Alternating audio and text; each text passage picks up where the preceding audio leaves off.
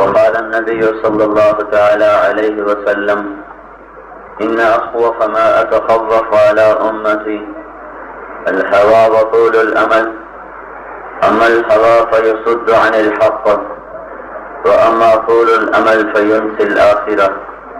فهذه الدنيا مرتحلة ذاهبة، وهذه الآخرة مرتحلة قادمة، ولكل واحدة منهما بنون، فإن استطعتم أن لا تكونوا من بني الدنيا فافعلوا، فإنكم اليوم في دار العمل ولا حساب، وأنتم غدا في دار الحساب ولا عمل.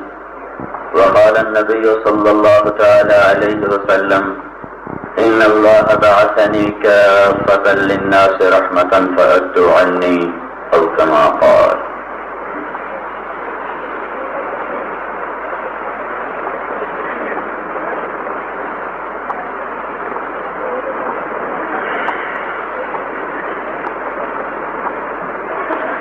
میرے بھائی اور دوستو، سب سے پہلے تو میں آپ سارے بھائیوں کا شکر گزار ہوں. آپ عجب اللہ کی محبت میں آئے ہو. حیرت کی بات ہے، پنجاب میں تو ایسے مجمع اکٹھے نہیں ہوتے. رشک ہو رہا ہے کہ کاش ہمارے ہاں بھی ایسا ہی ہو. یہ بات اس بات کی علامت ہے کہ آپ کے اندر اللہ کی محبت، اللہ کے رسول کی محبت اور دین کی قدر کا وافر حصہ موجود ہے. اللہ ہمیں آپ کی قدردانی کی توفیق نصیب فرمائے. اللہ بہت خوش ہو رہا ہوگا اس وقت آپ، اور اللہ کے فرشتے بھی خوش ہو رہے ہوں، اور اللہ کا رسول بھی خوش ہو رہا ہوگا کہ ہر پیر اور جمعرات کو امت کا عمل آپ کے دربار میں بھی پیش کیا جاتا ہے. تب یہ پتہ نہیں، اللہ ہی جانے کتنے آئے بیٹھے ہیں، اللہ گنے گا ان کو. ہاں، میرا گلا ساتھ نہیں دے رہا. 8 دن ہو گئے، روزانہ 3 بیان 2 بیان، رات کو 2 بجے سونا. تو میں آپ دعا کریں کہ اللہ تعالیٰ مجھے ہمت دے. چند ایک باتیں آپ سے عرض کرنی ہیں. تو کہتے ہیں من لم یشکر الناس لم یشکر اللہ. جو لوگوں کا شکر گزار نہیں وہ اللہ کا بھی شکر گزار نہیں. تو اس لیے پہلے میں نے آپ کا شکریہ ادا کیا کہ کہاں کہاں سے کتنے سفر کر کے، اور میں دیکھ رہا ہوں اکثر نوجوان بیٹھے ہوئے، سفید بالوں والے بہت کم نظر آ رہے ہیں. میرے بھائی اور دوستو، پوری دنیا کے انسانوں کا، میرا اور آپ کا ایک مسئلہ ہے اجتماعی، وہ ہے اللہ کو راضی کرنا. میں روزانہ بس یہ ایک بات دہراتا رہا ہوں، آج بھی اسی کو ہی دہرا رہا. پوری دنیا کے مرد عورت، کالے گورے، اول آخر، سب کا ایک مسئلہ ہے اجتماعی جس کے بغیر کوئی چارہ نہیں ہے. وہ ہے واللہ ورسولہ احق ان یرضوہ. اے پوری دنیا کے انسانوں، میں اور میرا رسول اس بات کے سب سے زیادہ حقدار ہیں کہ تم ہم دونوں کو راضی کرو. اس وقت جو انسانیت کا رخ ہے وہ اللہ کو راضی کرنے والا نہیں ہے، وہ اپنے من اور اپنی شہوتوں کو اور اپنے دل کو راضی کرنے والا رخ بنا ہوا ہے. تو ہم اللہ کو راضی کرنا اپنی زندگی کی منزل بنائیں، اپنی کوشش بنائیں. یہ صرف تمنا سے نہیں، یہ دنیا کا سب سے مشکل کام ہے. اس کے لیے اللہ نے 1.25 لاکھ نبی بھیجے. 1.25 لاکھ. شیطان اس کے مقابلے میں ایک اور شخصیت کو کھڑا کرتا ہے. ادھر اللہ ہے، وہ کہتا ہے مجھے اور میرے رسول کو راضی کرو. ادھر شیطان ہے، وہ کہتا ہے اپنے آپ کو ہی راضی کرو، چھوڑو یہ مولویوں کی باتیں ہیں. یہ 2 نظریے پہلے دن سے ہیں، اور یہ دونوں طاقت سے وجود میں نہیں آتے، ایک خاص طریقے سے وجود میں آتے ہیں.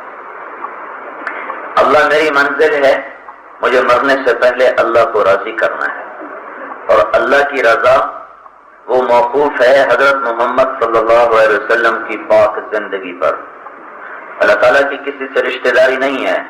فلا انصاب بینہم یومئذ ولا یتساءلون، قیامت کے دن کوئی نسب نامہ کام نہیں آئے گا۔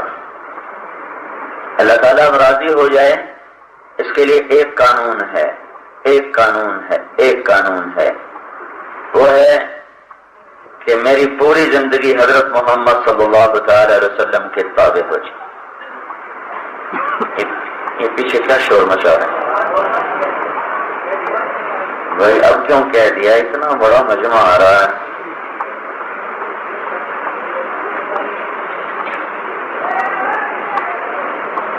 بھائی تو یہ پہلے سے سب، کل بھی یہی حال ہوا، آج پھر وہی مسئلہ ہے۔ اور وہ بھائی فرما رہے ہیں کہ آواز نہیں آ رہی، اب کیا کیا جائے؟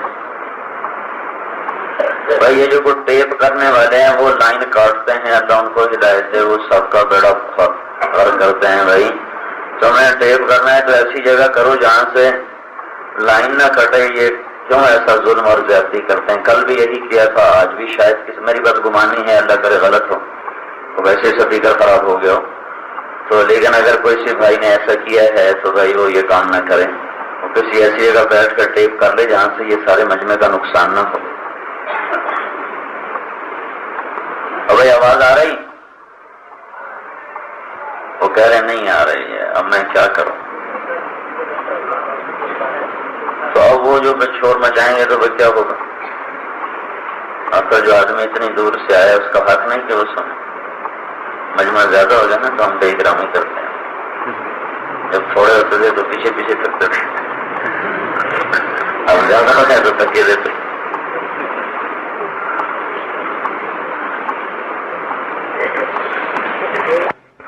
وہ قسم پورے قرآن میں سب سے خوبصورت قسم ہے۔ قرآن نے قسمیں اٹھائی ہیں اللہ تعالیٰ نے، یعنی اللہ تعالیٰ نے مختلف مقامات پر قسمیں اٹھائی۔ والعصر ان الانسان لفی خسر، یہ زمانے کی قسم۔ والضحی واللیل اذا سجا، یہ دن اور رات کی قسم۔ واللیل اذا یغشا والنہار اذا تجلی، یہ دن اور رات کی قسم۔ والشمس وضحاها والقمر اذا تلاها، یہ میں آپ کو مختلف بتا رہا ہوں۔ والفجر وليال عشر والشفع والوتر واللیل اذا یسر قل ای وربی انہ لحق، یہ قرآن نے مختلف قسمیں اٹھائی ہیں۔ قرآن پاک کی سب سے خوبصورت قسم، قرآن پاک کی سب سے خوبصورت قسم، اور سے سنیں میری بات، قرآن پاک کی سب سے خوبصورت قسم ہے فلا وربک، فلا وربک، فلا وربک لا یؤمنون حتی یحکموک فیما شجر بینہم ثم لا یجدوا فی انفسہم حرجا مما قضیت ویسلموا تسلیما۔ اللہ کہتا ہے اے میرے حبیب مجھے تیرے رب کی قسم، میں اس کا مزہ تو لے سکتا ہوں، ترجمہ نہیں کر سکتا۔ اے میرے حبیب مجھے تیرے رب کی قسم، کوئی اور ہے یا خود ہے؟ تو یہ قسم کیسے اٹھا رہا ہے؟ اے میرے محبوب مجھے تیرے رب کی قسم۔ یہ سب سے حسین اور سب سے خوبصورت قسم، اس میں اللہ تعالیٰ نے اپنی محبت کو ایسا بیان کیا ہے کہ جو کسی اور زبان میں بیان نہیں ہو سکتا۔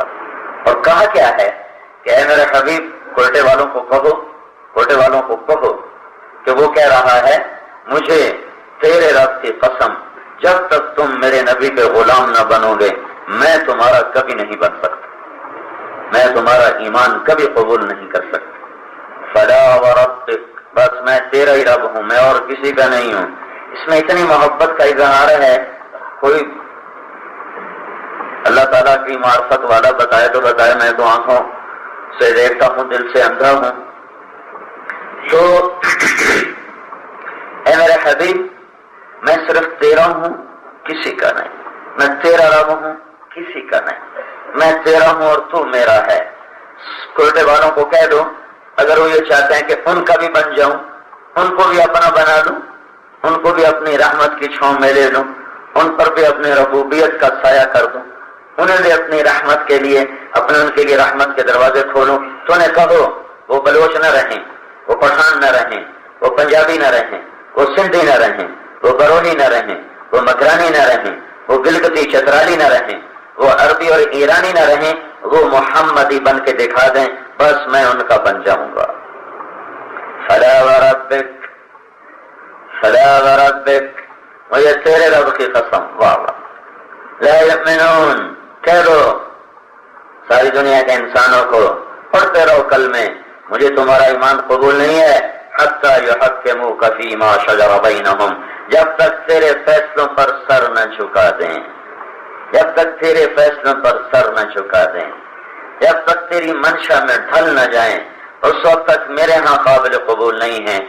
یہ اللہ کو راضی کرنا منزل ہے، منزل ہے۔ ہم اللہ کو راضی کرنے کے لیے ہی دنیا، وما خلقت الجن والانس الا لیعبدون، میں نے تمہیں پیدا کیا ہے میری عبادت کرو، تو اس کا آخری نتیجہ کیا ہے کہ میں راضی ہو جاؤں گا۔ اس کے ساتھ ایک حدیث جوڑو، انی اذا اطعت رضیت، میں نے تمہیں عبادت کے لیے پیدا کیا، جب تم میری عبادت کرو گے میں تم سے راضی ہو جاؤں گا۔ وَإِذَا رَضِيتُ بَارَكْتُ، میں راضی ہوں گا تو برکت دیں گا، وَلَيْسَ لِبَرَكَتِي نِهَایَةٌ، اور میری برکت کی کوئی حد نہ ہوگی۔ وَإِنِّي إِذَا عُصِيتُ، تم میری نہیں مانو گے، غضبت، میں غصے میں آؤں گا، وَإِذَا غضبت، جب میں غصے میں آؤں گا، لعنت، میں پھر تم پہ لعنت برساؤں گا، وَإِنَّ اللَّعْنَةَ مِنِّي تبلغ السابع من الولد، پھر میری لعنت 7 پشتوں تک چلتی چلی جائے گی۔ میرے بھائیوں، اس وقت ہمارا قبلہ بدلا ہوا ہے، قبلہ اللہ راضی کرنا ہے، مجھے اللہ کو راضی کرنا ہے، مجھے اللہ کو راضی کرنا ہے، یہ دل کی اندر کی پکار نہیں۔ جب یہ پکار نہیں ہے تو اللہ کن چیزوں سے راضی ہوتا ہے، اس کی دوڑ بھی کوئی نہیں ہے۔ اس وقت کی ساری طاقت اس پر لگی ہوئی ہے کہ مجھے پیسہ کمانا ہے، مجھے پیسہ بنانا ہے، پیسہ آئے گا پھر میں یہ کروں گا، گاڑی، بنگلے، مکان، سیاست، زراعت، حکومت، تجارت، 5 اسٹار ہوٹل اور پھر میوزیکل نائٹس، میں یہ سارا کچھ تب کروں گا جب پیسہ آئے گا۔ تو ساری دنیا کے انسانوں کی دوڑ ہے پیسہ کماؤ، پیسہ کماؤ۔ اس دوڑ کی دعوت شیطان نے دی اور اس نے اس پر جان لگائی، اس کی دعوت چل گئی۔ ادھر اللہ کا فرمان ہے، واللہ ورسولہ احق ان یرضوہ، میں اور میرا رسول اس کے قابل ہیں کہ ہمیں راضی کرو۔ یہ ایک بات ہوگی۔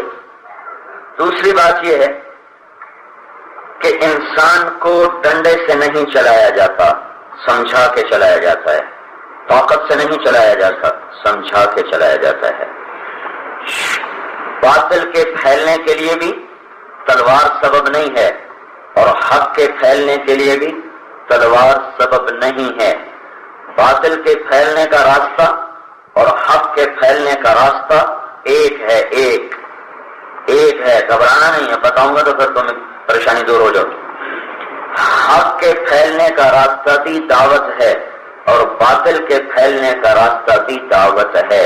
نہ کسی کو تلوار سے زنا کروایا جا سکتا ہے اور نہ کسی کو تلوار سے نماز پڑھائی جا سکتی ہے، نہ کسی کو تلوار سے پتھر کے آگے جھکایا جا سکتا ہے، نہ کسی کو تلوار کے ذریعے سے حافظ قرآن بنایا جا سکتا ہے۔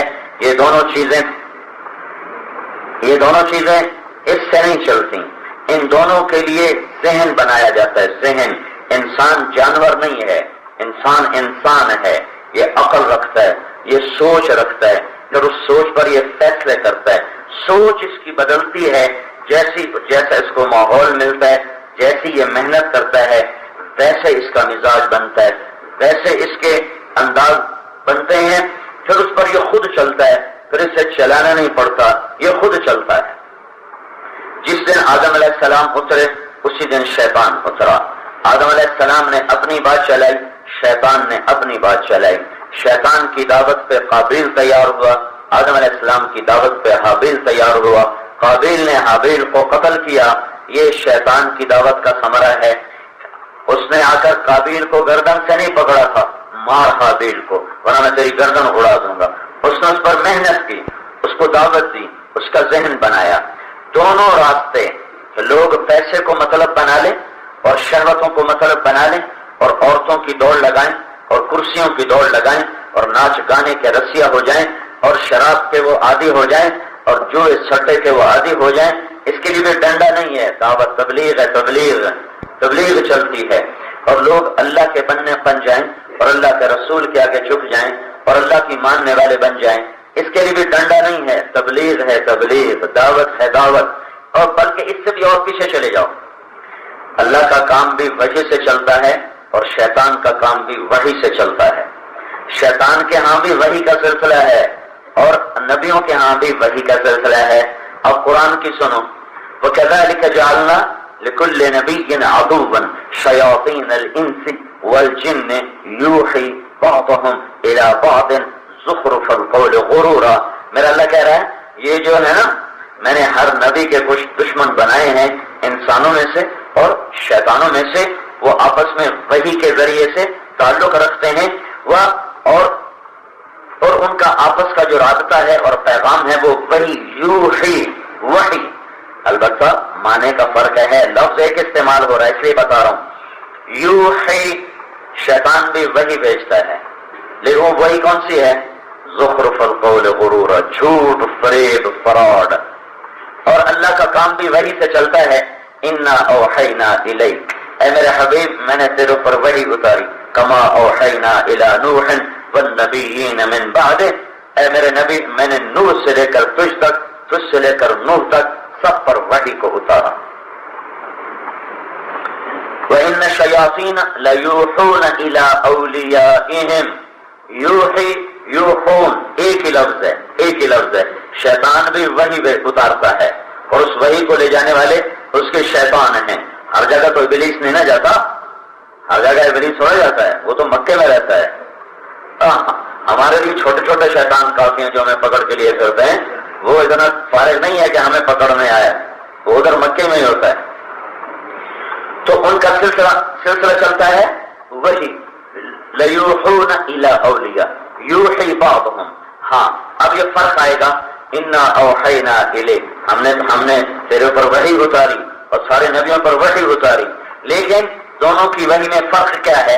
شیطان کی وحی ہے زخرف القول غرورا، بڑی خوبصورت لیکن اندر سے دھوکا، بڑا حسین اندر سے دھوکا، بڑے حسین و جمیل اندر میں فراڈ، اندر میں جھوٹ، اندر میں سیاہی ہے. اور جو اللہ کی وحی ہے وہ کیسی ہوتی ہے؟ وَبِالْحَقِّ أَنزَلْنَاهُ وَبِالْحَقِّ نَزَلَ. تیرے رب نے اسے حق کے ساتھ اتارا اور یہ حق کے ساتھ اتری ہے. تو اب دونوں وحیوں کا فرق سامنے آ گیا. ایک وحی حق ہے اور ایک وحی باطل اور جھوٹ ہے. اب یہ وحی کو جو آگے چلانے کا سلسلہ ہے یہ بادشاہوں سے نہیں، یہ دعوت دینے والوں سے ہے. دونوں طرح کے دائی دنیا میں رہیں گے، کچھ باطل کی دعوت دیں گے اور کچھ حق کی دعوت دیں گے. باطل والے اخلاص سے دعوت دیں گے، قربانی کریں گے، لوگ باطل پہ چلنے والے بن جائیں گے. حق والے حق کی دعوت دیں گے، اخلاص سے دیں گے اور اتحاد اور دلوں کے جوڑ کے ساتھ دیں گے تو اللہ تعالیٰ ان کی بات کو چلا دے گا. اگر یہ حق پر بھی ہوئے اور دعوت بھی حق ہوئی اور ان کے دل پھٹ گئے پھر بھی اللہ باطل کی دعوت کو ان پہ غالب کر دے گا اور ان کی دعوت حق ہو کر بھی اوپر کی قبولیت کا فیصلہ کروا دے، زمین میں کوئی نتیجہ ظاہر نہ کروا سکے گی. میری بات غور سے سننا.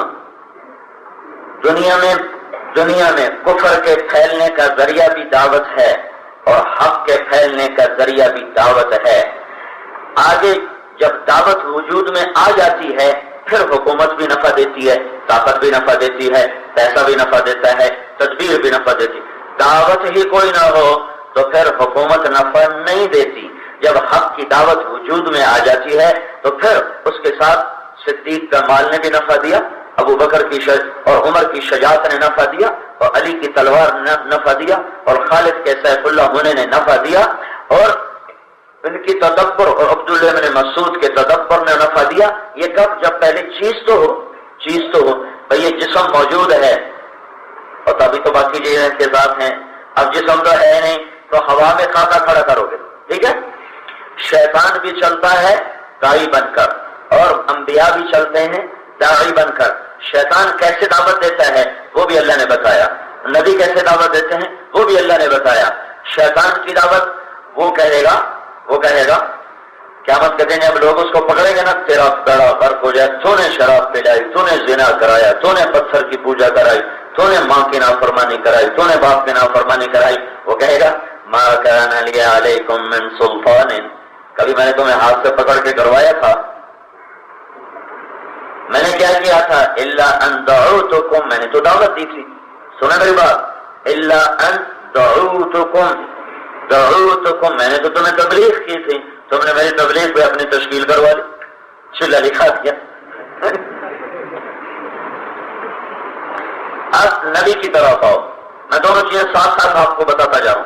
یہ شیطان کہہ رہا ہے الا ان دعوتکم، اب نبیوں کے صفحے پر آؤ تو پہلا نبی نوح علیہ السلام ہے، جب ساری محنت کر کے تھک گیا نا اور ہار گیا، اور نبی ہارا نہیں کرتا حوصلہ، وہ تو اللہ نے کہہ دیا تھا کہ اب کوئی نہیں دیکھی میں ایمان لائے گا، جو لا چکے بس، الا من قد آمن فلا تبتئس بما كانوا يفعلون، کہ اے نوح بس اب یہ باقی ایمان نہیں لائیں گے۔ تو پھر کہا، اب اللہ سے بات کرنی شروع کی۔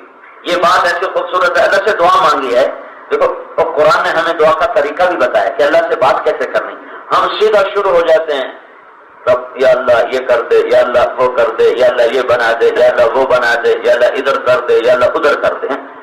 اور نوح علیہ السلام نے جب اللہ کے سامنے دعا کیا نا تو ایسے کیا جیسے ایک دکھی کسی بادشاہ کے آگے اپنی فریاد سناتا ہے، اس کی فریاد تو ہوتی ہے لمبی اور بیچ میں ضرورت ہوتی ہے تھوڑی سی، تمہید طولانی اور مقصد مختصر ہوتا ہے۔ یہی دعا کا طریقہ ہے جو اللہ تمہیں قرآن میں سکھا رہا ہے کہ اللہ کے سامنے عاجزی کرو، باتیں کرو، منتیں کرو، اللہ کے سامنے اپنی کہانیاں دوہراؤ۔ اب سنو، اب اللہ تعالیٰ نے جب 950 سال گزر گئے نا تو اب نوح علیہ السلام اللہ سے بات کرنے لگے، رب انی دعوت قومی لیلا ونہارا، رب انی دعوت قومی لیلا ونہارا، ایک لفظ آیا ہے دعوت، سمجھ گئے نا؟ شیطان نے کیا کہا تھا؟ دعوت الا ان دعوتکم فاستجبتم لی، میں نے تمہیں تبلیغ کی، تم نے اپنی تشکیل کروائی۔ ادھر نبی بھی کہہ رہا رب انی دعوت قومی لیلا ونہارا، میرے مولا میں تو دعوت دیتا رہا، دن رات دی، کوئی چلہ تین چلہ نہیں تھا، دن بھی دعوت تھی، رات بھی دعوت تھا، میرا سب کچھ دعوت پہ لگا۔ لیکن آگے اللہ کو نہیں پتا کہ نوح کے ساتھ کیا ہوا، پر سنایا کرو، فلم یزدہم دعائی الا فرارا، وہ تو بھاگتے ہی گئے۔ وَإِنِّي كُلَّمَا دَعَوْتُهُمْ لِتَغْفِرَ لَهُمْ جَعَلُوا أَصَابِعَهُمْ فِي آذَانِهِمْ وَاسْتَغْشَوْا ثِيَابَهُمْ وَأَصَرُّوا وَاسْتَكْبَرُوا اسْتِكْبَارًا ثُمَّ إِنِّي دَعَوْتُهُمْ جِهَارًا ثُمَّ إِنِّي أَعْلَنْتُ لَهُمْ وَأَسْرَرْتُ لَهُمْ إِسْرَارًا۔ جب یہ ساری کہانی اللہ کو سنائی، یا اللہ میں بولتا تھا نا، میں دعوت دیتا تھا، کانوں میں انگلیاں، چہرے پر کپڑا ڈال لیتے تھے اور تکبر میں بڑھتے تھے، پھر میں زور سے بولا، میں چیخ کے بولا، میں آہستہ آہستہ بولا، میں ایک ایک کے پیچھے گیا، میں مجمع میں گیا، میں گھروں میں گیا، میں ایک کے پیچھے گیا، یہ سب کچھ میں کرتا رہا، پر وہ تکبر میں بڑھتے رہے۔ پھر یا اللہ میں کیا کہا کرتا تھا؟ مضمون دعوت بھی سمجھایا ہے، قرآن مضمون دعوت سمجھا رہا ہے، نماز کی تفصیل نہیں سمجھائی لیکن دعوت کی تفصیل سمجھائی ہے۔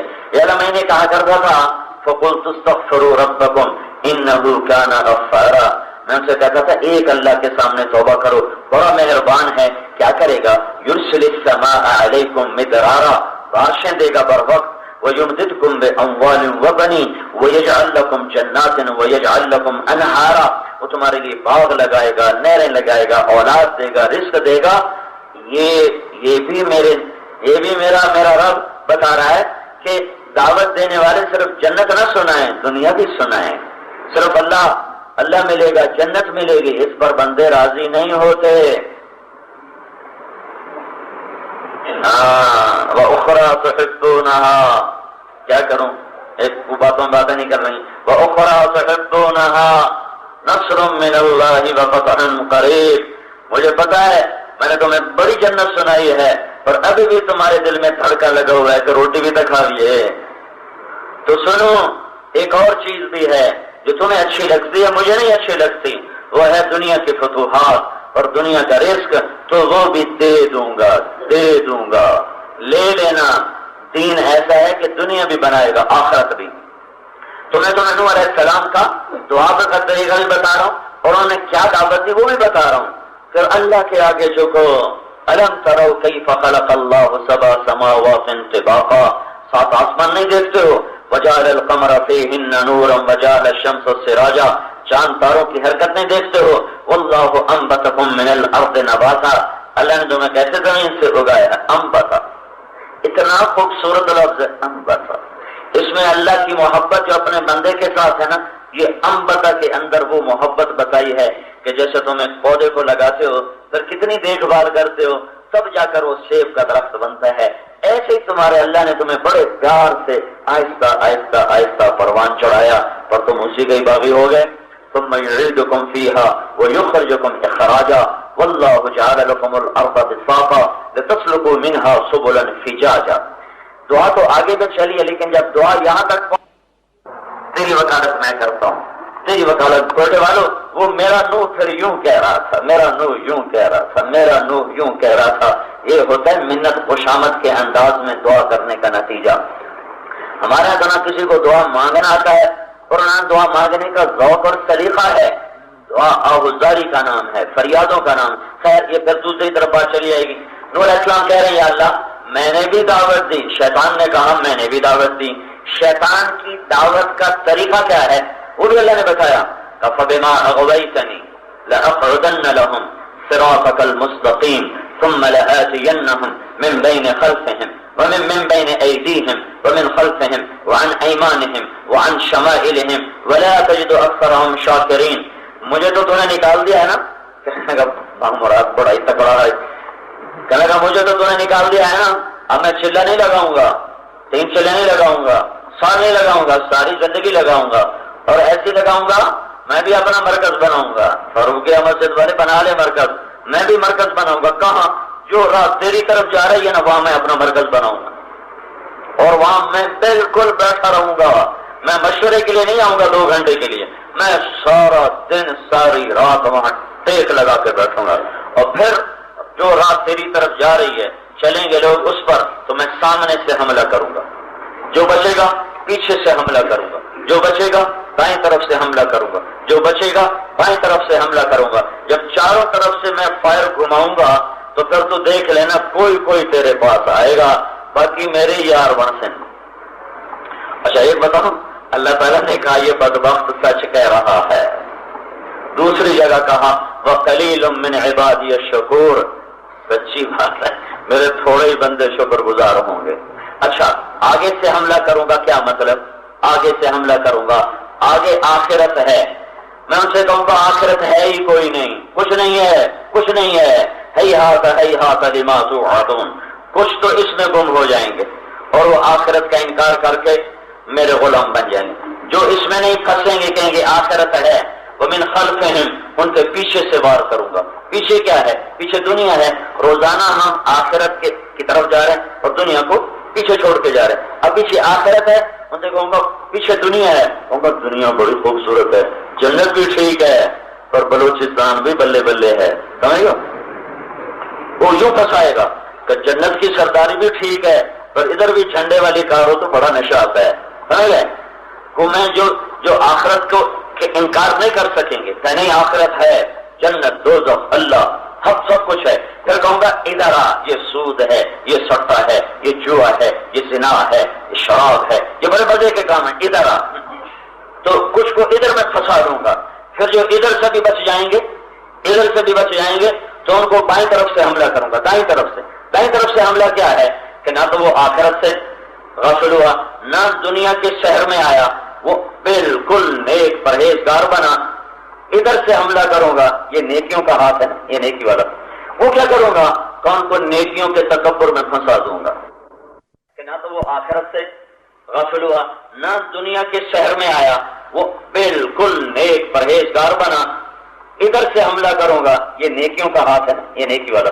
وہ کیا کروں گا؟ کون کو نیکیوں کے تکبر میں پھنسا دوں گا اور اوروں پہ ان کی زبانیں کھول دوں گا. یہ کرتے ہیں، یہ کرتے ہیں، یہ کرتے ہیں. ان کو اپنی نیکی پہ خوش کر دوں گا اور اوروں کی برائیوں میں پکڑنا اور اوروں پہ تنقید کرنا اور اوروں کو حقیر سمجھنا اور اوروں کی غیبت کرنا اور اوروں کو برا کہنا، یہ میں ان کی عادت بنا دوں گا. سارا کچھ کر کے خالی ہاتھ ہوں گے قیامت کے دن. یہ جتنا نیک طبقہ ہے ان کو شیطان کبھی زنا کی دعوت نہیں دے گا. یہ جتنا علماء ہیں، یہ تبلیغ والے ہیں، یہ اہل ذکر ہیں، یہ اہل مدارس ہیں، یہ اہل تبلیغ ہیں، یہ اہل علم ہیں، ان کو شیطان کبھی نہیں آ کر کہے گا شراب پیتے ہو. تم سچ بولو، کبھی خیال آیا شراب پیوں؟ کبھی خیال آیا؟ جو تم آگے بیٹھے ہو تو غیبت روز ہوتی ہے کہ نہیں ہوتی؟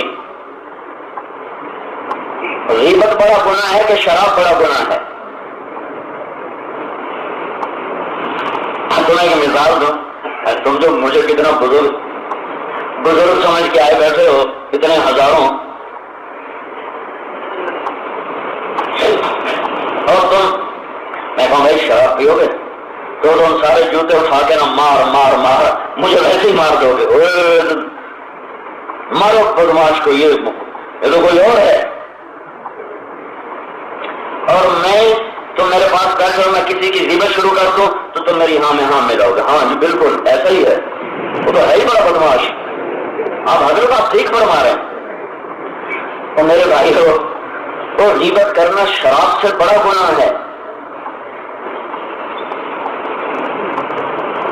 تو نیک لوگ پردہ دار عورت کو اللہ شیطان کبھی پردہ اتارنے کی دعوت نہیں دے گا. نیک پاک دامن عورت کو اللہ وہ شیطان کبھی بے حیائی کی دعوت نہیں دے گا. اس کے ہاتھ میں تسبیح بھی پکڑائے گا اور اس کی زبان کو غیبت پہ چلائے گا. ان ایمانہم، ادھر سے حملہ ہوا ہے، یہ بڑا خوفناک حملہ ہے. جتنے نیک لوگ ہیں ان کو نیکی کے تکبر میں پھنساتا ہے. نیکی کا تکبر مال کے تکبر سے زیادہ خوفناک ہوتا ہے. نیکی کا تکبر مال کے تکبر سے زیادہ خوفناک ہوتا ہے. اور یہ غیبت اور یہ چغلی اور یہ تنقید اور یہ ٹوک اور یہ بے اکرامی اور یہ تحقیر، یہ سب اسی کے آثار ہیں کہ اندر میں اپنی نیکی کا ایک گھمنڈ پیدا ہو چکا ہے.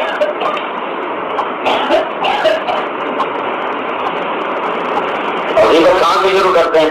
اللہ معاف فرمائے کہنا تو نہیں چاہیے اور پھر شروع ہو جاتے ہیں. ایسے لوگ پہلے کہہ رہے کہنا تو نہیں چاہیے، پھر شروع کیوں ہوا ہے؟ ساتھ کہتا ہے اللہ معاف فرمائے. یہ شیطان کے داؤ بتا رہا ہوں آپ کو کہ شیطان حملہ کرتا ہے ادھر سے، جو اس سے بھی اب ادھر سے حملہ، ادھر سے حملہ، ادھر سے حملہ، ادھر سے حملہ. الٹے ہاتھ کا حملے میں تو بے شمار پکڑنے، زنا، شراب، چوری، ڈاکہ، قتل، سود، جوا، سٹا، جتنے کبیرہ گناہ ہیں وہ ادھر لکھے جاتے ہیں. تو یہ آگے سے آؤں گا، پیچھے سے آؤں گا، دائیں سے آؤں گا، بائیں سے آؤں گا کا مطلب کیا ہے یہ میں نے آپ کو بتایا ہے. تو نیک لوگ بھی دھوکے میں نہ رہیں. شیطان نے ان کے لیے بھی بڑے خوبصورت دور رکھے ہوئے ہیں.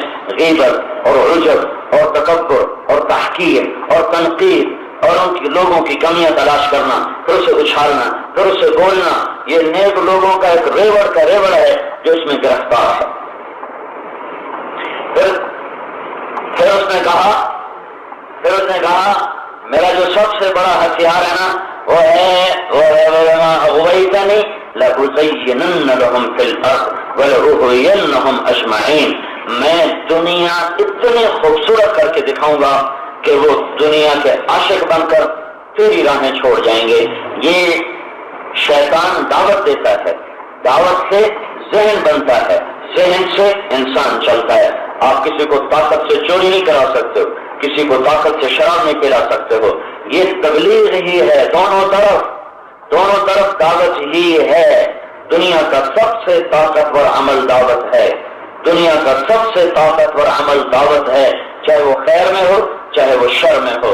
شر میں چلے گا تو وہ بھی کامیاب ہے، اور اگر حق والے سوئے رہے تو یہ سارے عالم کو لپیٹ میں لے سکتی ہے باطل کی دعوت. ہاں اگر حق کی دعوت چلی پھر دعوت پھر شیطان کی دعوت ان کید الشیطان کان ضعیفا، پھر اس کی کوئی حیثیت نہیں ہے، وہ بالکل بیکار ہے، وہ ایسی ہوا منصورہ ہو جاتا ہے، بشرطے کہ حق کی دعوت دینے والوں کو وجود ہو اور وہ دعوت دے رہے ہوں اور اللہ کی رضا مطلوب ہو اور آپس میں جڑے ہوئے ہوں اور عزت نفس ہو اور احترام ہو اور ایک دوسرے کی محبت ہو اور ایک دوسرے کی کمیوں پر پردہ ڈالا جائے، نہ کہ کمیوں کو اچھالا جائے، تو پھر اس دعوت سے ساری دنیا کے شیطان بھی ٹکرائیں گے تو وہ پاش پاش ہوں گے اور پارا پارا ہوں گے اور اللہ حق کے بول کو اونچا کرے گا۔ شیطان کی دعوت کا نتیجہ کیا ہے؟ شیطان کیوں دعوت دینا چاہتا ہے؟ شیطان کیوں دعوت دینا چاہتا ہے؟ شیطان دعوت دینا چاہتا ہے انما یدعو حزبہ لیکونوا من اصحاب السعیر۔ شیطان اس لیے دعوت دینا چاہتا ہے کہ لوگ جہنم میں چلے جائیں، لوگ جہنم میں چلے جائیں۔ اور نبی کس لیے دعوت دیتے ہیں؟ ما لی ادعوکم الی النجاۃ وتدعوننی الی النار۔ اے لوگوں، میں تمہیں جنت کی طرف بلا رہا ہوں۔ نبیوں کی دعوت جنت کی، شیطان کی دعوت جہنم کی۔ شیطان کی دعوت کا آخری نتیجہ آگ ہے اور نبیوں کی دعوت کا آخری نتیجہ جنت ہے۔ شیطان کی دعوت کا آخری نتیجہ اللہ کی ناراضگی اور اللہ کا غضب ہے، اور انبیاء کی دعوت کا آخری نتیجہ اللہ کی رضا ہے اور جنت ہے، اور جنت کے عالی شان مقام ہیں۔ اور شیطان کی دعوت کا آخری نتیجہ دنیا کی ویرانیاں اور بربادیاں اور نفرتیں اور عداوتیں اور قتل اور جھوٹ اور سود اور سٹے اور جولے اور نفرتیں اور ایک دوسرے کے گلے کاٹنے۔ اور انبیاء کی دعوت کا آخری نتیجہ ہے محبت اور الفت اور عفت اور پاکدامنی اور سخاوت اور علم اور شجاعت اور زہد اور راتوں کا رونا اور دن کا تقوی اور ترازو کا صحیح تولنا اور زبان کی سچائی اور آنکھوں کی حیا اور چال میں تواضع اور دل میں ایمان کا نور اور سینے میں اللہ اس کے رسول کی محبت اور جنت کے شوق اور دوزخ کے خوف اور اللہ کو پا لینے کی طلب اور اللہ کے رسول کے عشق و محبت میں تڑپنے کی طلب اور اللہ تک پہنچنے کی طلب۔ جب انبیاء کی دعوت چلتی ہے تو یہ پھول کھلتے ہیں، اور جب شیطانوں کی دعوت چلتی ہے تو یہ کانٹے بکھرتے ہیں۔ اس وقت میں شیطان کی دعوت طاقتور ہے پوری طرح ہے، اور ایمان کی دعوت ہے چلہ اور 3 چلے اور 7 مہینے اور 1 سال، اور اس میں بھی لڑ پھڑ اور دل کٹے اور آپس میں غیبت اور آپس میں نفرت۔ اس کے باوجود کہ یہ ساری کمیاں ہیں اور اس دعوت کے اپنے اندر اتنی طاقت ہے کہ اس نے ایک عالم کو ہلا کے رکھ دیا ہے اور کروڑوں انسانوں کے سینوں میں ایمان کی شمع کو فروزہ کر دیا ہے، اور کروڑوں انسانوں کے دل ایمان کے نور سے روشن ہو گئے۔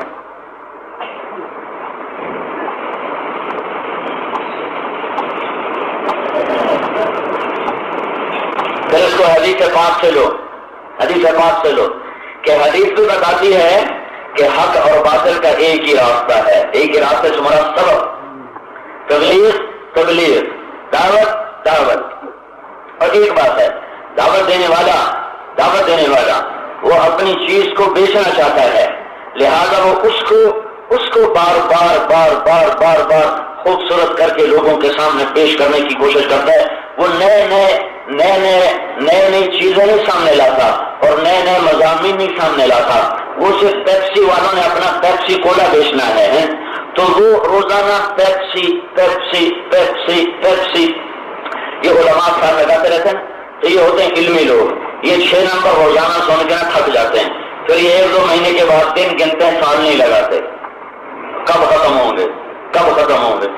تبلیغ علمی محنت نہیں ہے، تبلیغ ایمان کی محنت ہے، اور ایمان کی محنت میں ایک سودا بیچنا ہے کہ دل کو اللہ پہ فدا ہونا سکھانا ہے، دل کو اللہ کے رسول کی محبت سے بھرنا ہے۔ تو بار بار انہیں کو سننے کی ضرورت ہے کہ دل کھچے۔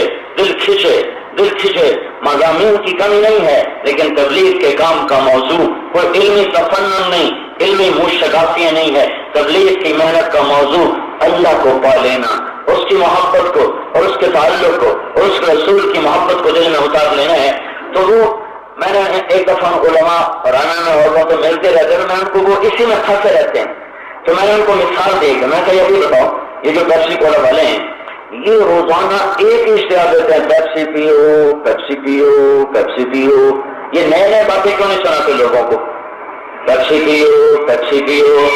اور پھر کیا ہوا کہ آج دودھ سستا ہے پیپسی مہنگی ہے لیکن ہمارے گھر کا بچہ کہتا ہے میں دودھ نہیں پیوں گا، میں پیپسی پیوں گا۔ یہ تبلیغ کا اثر ہے، یہ دعوت کا اثر ہے۔ جنید جمشید نے بتایا کہ میں نے پیپسی کولا والوں کے لیے گانا شروع کیا تو انہیں میں پہلی دفعہ 2.5 لاکھ روپیہ ملا۔ کہ میں تو انجینئر تھا، 8,000 میری تنخواہ تھی، مجھے 2.5 لاکھ ملا، میں تو ہوا میں اڑ گیا۔ پھر میری شہرت بنتی گئی، پھر میں پیسے بڑھاتا گیا۔ تو کہا جب میں نے پیپسی کو بولنا شروع کیا تو اس وقت پورے پاکستان کی مارکیٹ میں 25% پیپسی تھا اور 75% کوکا کولا تھا۔ میں نے جو پیپسی گایا تو 75% پیپسی بن گیا اور 25% کوکا کولا بن گیا۔ یہ تبلیغ ہے۔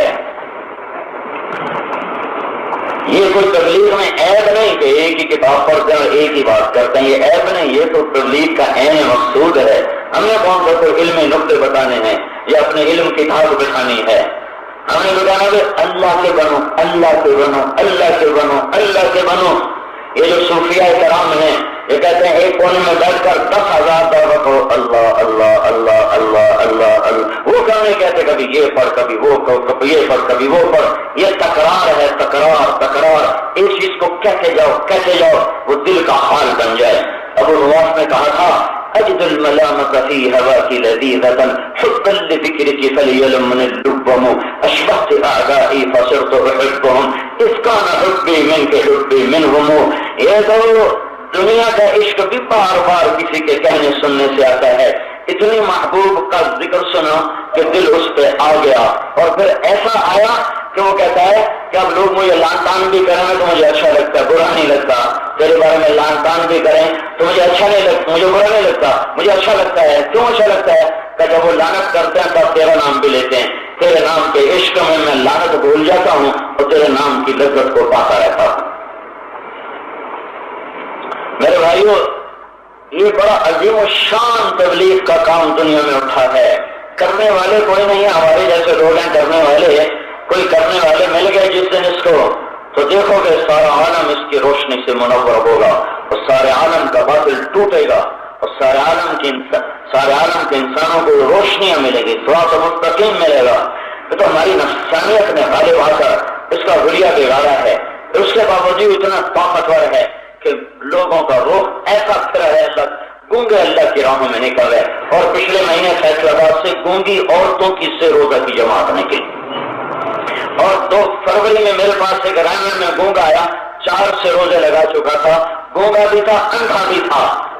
کیسے سمجھتا ہوگا؟ میں تو اسی سوچ میں گم رہا کہ یہ سمجھتا کیسے ہوگا؟ گونگا تو دیکھ کے اشارے کرتا ہے، یہ تو دیکھتا بھی کوئی نہیں ہے۔ تو پھر میں نے اس کے ترجمان کو دیکھا، اس کو ہاتھ پکڑ کے کچھ اشارے کرتا تھا، اس کا کبھی یوں ہاتھ، کبھی ایسے کبھی ایسے کبھی ایسے، تو پھر وہ سمجھ کر آگے پھر وہ بھی اس کا اشاروں سے اس کا جواب دیتا تھا۔ یہ دعوت وہ کام ہے جس نے گونگے پہلے اور اندھوں کو بھی اللہ کے کام پہ کھڑا کر دیا ہے۔ تو یہ قرآن پاک سے میں نے آپ کو دونوں موازنہ کر کے بتایا ہے کہ حق کے پھیلنے کے لیے بھی دعوت ہی سبب ہے اور باطل کے پھیلنے کی بھی دعوت ہی سبب ہے، اور حق کے پھیلنے کا انداز بھی لوگوں کے پیچھے پھرنا ہے اور باطل کے پھیلنے کا انداز بھی لوگوں کے پیچھے پھرنا ہے۔ بن جاتا ہے، پھر لوگ خریدار ہوتے ہیں، پھر اپنے آپ بات چلتی ہے، پھر اپنے آپ آگے نظام چلتا ہے، لیکن پہلے دعوت دینی پڑتی ہے۔ تو اب حدیث پاک دیکھو تو اللہ کے نبی نے کہا ان هذا الخير خزائن، یہ میرا رزق، یہ میرا دین، یہ میرا دین، یہ لامحدود خزانوں کا نام ہے۔ لتلك الخزائن مفاتيح، ان خزانوں کی چابیاں ہیں۔ فطوبى لعبد جعله الله مفتاحا للخير ومغلاقا للشر، مبارک ہو اس بندے کو جو خیر، جو دین کے لیے چابی بنا اور شر کے لیے تالا بنا۔ تالا اور چابی کی تشبیہ دی ہے خیر کے لیے، اور اس کا الٹ دیکھو وویل لعبد، اور برباد ہو گیا وہ جعلہ اللہ مفتاحا للشر ومغلاقا للخیر، اور برباد ہو گیا وہ شخص جو شر کے لیے چابی بن گیا، شر کے لیے چابی بن گیا اور خیر کے لیے تالا بن گیا۔ ادھر بھی چابی اور تالا اور ادھر بھی چابی اور تالا، چابی اور تالا خیر میں اور چابی اور تالا شر میں ایک جیسے لفظ استعمال ہوئے ہیں۔ خیر کے لیے چابی مبارک ہو، شر کے لیے چابی برباد ہو گیا۔ شر کے لیے تالا مبارک ہو، خیر کے لیے تالا برباد ہو گیا، ایک جیسے لفظ اللہ کے نبی نے بھی استعمال کر کے یہ آپ کو بتایا ہے کہ یہ دین ہوگا تو پھر حکومت نفع دے گی، دین ہوگا تو تلوار نفع دے گی، دین ہوگا تو سخاوت نفع دے گی، دین ہوگا تو پیسہ نفع دے گی۔ جب دین ہی کوئی نہ رہا تو اب اس کو لائیں کیسے؟ پہلے دین تو وجود میں آئے، دین کے وجود میں آنے کے لیے ایک ہی سبب ہے، وہ دعوت اللہ ہے۔ جب دین قائم ہو جائے پھر اس کو باقی رکھنے کے لیے دین کی بے شمار شکلیں ہیں، وہ سب دین کے کام ہیں۔ دین کے کسی کام کو دوسرے سے تقابل نہیں کرنا چاہیے، نہ ہی اس کو حقیر سمجھنا چاہیے، یہ بہت بڑی گمراہی ہے اور یہ بہت بڑے فساد کا راستہ ہے۔ اللہ تعالیٰ نے پتھر کو راستے سے ہٹانے پر بھی بخشش کی ہے، اور بلی کو پانی پلانے پر بھی بخشش کی ہے، اور کتے کو پانی پلانے پر بھی بخشش کی ہے۔ میرا اللہ پتہ نہیں کس کام پہ راضی ہو کر جنت کے فیصلے فرما دے۔ لہذا جتنے دین کے کام ہیں، جب دین وجود میں آتا ہے تو پھر اس کے لیے بے شمار شعبے وجود میں آتے ہیں، وہ سارے شعبے دین ہی ہیں اور دین کا حصہ ہیں، ان میں سے کوئی بھی شعبہ ٹوٹے گا تو دوسرا اس کی کمی پوری نہیں کر سکتا۔ نورانی قاعدہ ہی لے لو، اگر نورانی قاعدے پڑھانے والے قاری ختم ہو جائیں تو کیا ہمارے چیلوں سے وہ زندہ ہوگا؟ کیا یہ درس حدیث دینے والوں سے وہ نورانی قاعدہ زندہ ہوگا؟ کیا بخاری پڑھانے والے اور مسلم پڑھانے والے اور ابن ماجہ پڑھانے والے اور جلالین پڑھانے والوں سے نورانی قاعدہ زندہ ہو سکتا ہے؟ نہیں، نورانی قاعدے کے لیے افراد تیار کرنے پڑیں گے جو نورانی قاعدہ ہی پڑھائیں۔ الف با تا پڑھانا بھی اتنا ہی ضروری ہے جتنا الف لام میم ذالک الکتاب پڑھانا ضروری ہے، اور جیم ہا خا پڑھانا بھی اتنا ہی ضروری ہے جتنا حدثنا الحمیدی قال حدثنا سفیان قال حدثنا یحیی بن سعید الانصاری قال اخبرنا محمد بن ابراہیم التیمی انه سمع علقمة بن وقاص الليثي يقول سمعت عمر بن الخطاب رضي الله عنه على المنبر يقول سمعت رسول الله صلى الله عليه وسلم انما الاعمال بالنيات وانما لكل امرئ ما نوى فمن كانت هجرته الى دنيا يصيبها او الى امرأة ينكحها فهجرته الى ما هاجر اليه۔ یہ میں نے بخاری شریف کی پہلی روایت پوری سند کے ساتھ آپ کو سنائی ہے۔ جتنا اس کے سامنے بیٹھنے والا کہتا ہے میں بہت بڑا کام کر رہا ہوں، میرے رب کی عزت کی قسم الف با تا پڑھانے والا بھی اتنا ہی عظیم الشان کام کر رہا ہے۔ اور سارا دین ہی قیمتی ہے، سارا دین ہی قیمتی ہے۔ ہاں فرائض کا درجہ اور ہے، فرض عین کا درجہ اور ہے، اور فرض کفایہ کا درجہ اور ہے، واجب اس سے نیچے ہے، سنت موقدہ اس سے نیچے ہے، پھر سنت غیر موقدہ اس سے نیچے ہے، پھر مستحب اس سے نیچے ہے، پھر نفل سب سے نیچے ہے۔ تو یہ درجہ بندی تو ہے عوامر میں، لیکن دین کے ہر کام میں عظمتیں بلندیاں چھپی ہوئی ہیں، اور میرا رب ہر دین کے ہر شعبے کو محبت بھری نظروں سے ہی دیکھتا ہے، اور ہر ایک مل کر ایک نظام کائنات بنتا ہے جس سے انسانوں کو پیغام ملتا ہے، جس سے انسانوں کو روشنی ملتی ہے۔ لیکن ان میں جو بنیاد ہے، بنیاد جو وہ ایک بنیادی چیز ہے، بنیادی چیز یہ ہے تو میری ایسی ضرورت ہے، اور میں اللہ کے فضل سے کبھی ایسی ضرورت نہیں کرتا جو سڑک سے اور ائمہ مجتہدین سے اور لغت قرآن کے خلاف جائے، ایسی ضرورت نہیں کرتا ہوں، اس کے دائرے میں کرتا ہوں۔ میں کوئی عالم نہیں ہوں، بس ایسے ہی ابھی چند دن پڑھی یہ فخر تو حاصل ہے، بھلے ہیں یا برے ہیں دو چار قدم ہم بھی تیرے ساتھ چلے ہیں۔ وَكَذَلِكَ جَعَلْنَاكُمْ أُمَّةً وَسَطًا لِتَكُونُوا شُهَدَاءَ عَلَى النَّاسِ وَيَكُونَ الرَّسُولُ عَلَيْكُمْ شَهِيدًا۔ اس کا تفاسیر میں ترجمہ ہے ہم نے تمہیں امت وسط بنایا، وسط درمیان میں، معتدل امت، اعتدال والی امت، نہ یہودیوں جیسے احکام ہیں اس میں اور نہ عیسائیوں جیسے احکام ہیں اس میں، شدت کے، سختی کے، انتہا کے، افراط کے، تفریط کے۔ وَكَذَلِكَ جَعَلْنَاكُمْ أُمَّةً وَسَطًا، ہم نے تمہیں درمیان کی امت بنایا ہے، درمیان کی امت بنایا ہے، اور تمہارے اندر اعتدال ہے ہر چیز میں اعتدال ہے، ہر چیز میں کوئی کمی نہیں، کوئی زیادتی نہیں۔ اس میں بھی ایک بڑا خوبصورت مطلب ہے، وہ کیا ہے؟ یہ وسط، جو چکی ہوتا ہے نا، چکی میں ایک کیل ہوتا ہے، ایک کیل ہوتا ہے، ٹھیک ہے، وہ وسط الاوسط کہلاتا ہے، درمیان کا کیل، درمیان کا کیل اگر وہ نکال دو تو کیا ہوگا؟ چکی کا اوپر کا پارٹ نیچے بنائے گا نا، اب چلے گی؟ اب تو چلی نہیں سکتی ہے۔ تو میرا اللہ کہہ رہا ہے کہ تم اے امت محمد، زمین اور آسمان چکی کے دو پارٹ ہیں اور تم بیچ میں ہو کیل کی طرح، تم نکلو گے نا تو یہ کائنات آپس میں ٹکرا کے ختم ہو جائے گی۔ تمہاری تو پہل کائنات کھڑی ہوئی ہے، تمہاری تو پہل کائنات کھڑی ہوئی ہے۔ ایک دوسرا، تم رہے تو صحیح پر ٹیڑھے ہو گئے، اب چکی چلے گی تو صحیح پر دانے بھی نکلے گا، آٹا بھی نکلے گا اور روڈ بھی نکلے گا ساتھ۔ یہ کا مطلب ہے کہ اگر تم رہے تو صحیح اور ہو گئے ٹیڑھے تو ساری کائنات میں فساد پھیل جائے گا، ساری دنیا آگ بن جائے گی، بتی بن جائے گی۔ ایک اور مطلب میں بیان کرتا ہوں، وَكَذَلِكَ جَعَلْنَاكُمْ أُمَّةً وَسَطًا، اور اسی طرح ہم نے تمہیں بنایا امت واسطہ، امت واسطہ۔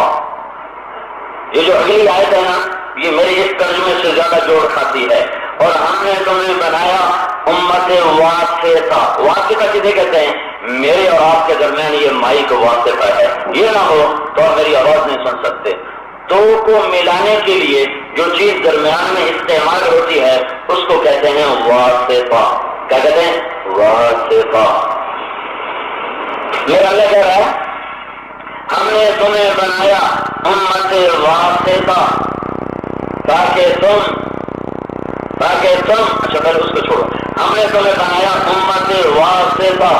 کس کے درمیان؟ اے امت محمد، آدم علیہ السلام سے لے کر حضرت محمد صلی اللہ علیہ وسلم تک ہر نبی میرے اور میرے بندوں کے درمیان واسطہ ہوتا تھا۔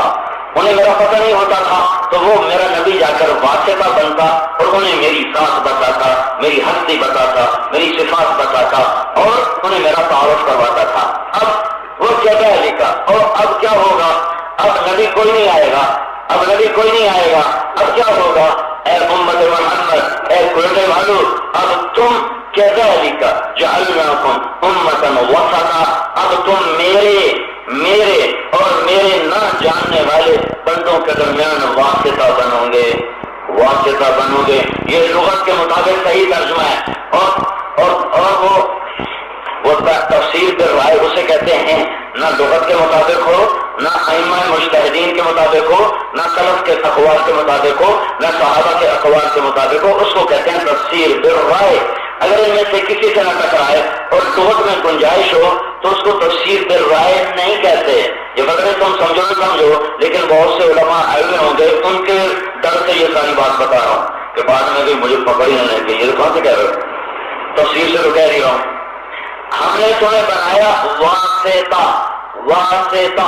کیسا واسطہ؟ کہ پہلے مجھے نہیں کوئی جانتا تھا، آدم جا بتا تو واسطہ، اے نوح، اے آدم، اے موسیٰ، اے عیسیٰ، اے یحییٰ، اے زکریا، اے داؤد، اے الیاس، اے ذوالکفل، اے یسع، اے لوط، اے یوسف، یعقوب، ہارون اور یوشع اور ابراہیم اور اسحاق اور یعقوب، جاؤ بھائی تم واسطہ ہو۔ اب کیا ہوا؟ میرا حبیب آیا، اب کیا ہوا؟ ما كان محمد ابا احد من رجالكم ولكن رسول الله وخاتم النبيين۔ بس مہر لگ گئی، اب میرے نبی کے بعد کوئی نبی نہیں، تو کیا اب سارے نیک ہوں گے؟ اب کوئی بدلا ہوگا؟ نہیں، ہوں گے تو پھر ان کے لیے کون واسطہ بنے گا؟ کہ ان کے لیے اے میرے حبیب کی امت تم واسطہ بنو گے۔ اب اگلا سنو، یہ واسطہ بننے کا طریقہ کیا ہوگا؟ لِتَكُونُوا شُهَدَاءَ عَلَى النَّاسِ، تم گھر گھر جا کر میرا کلمہ ان کو سناؤ گے۔ عمومی گشت ہو رہا ہے، یہ شہادت علی الناس ہے۔ خصوصی گشت ہو رہا ہے، یہ شہادت علی الناس ہے۔ اب ہم سچے کے چھوٹے، گواہ کا سچا ہونا بھی تو ضروری ہے نا۔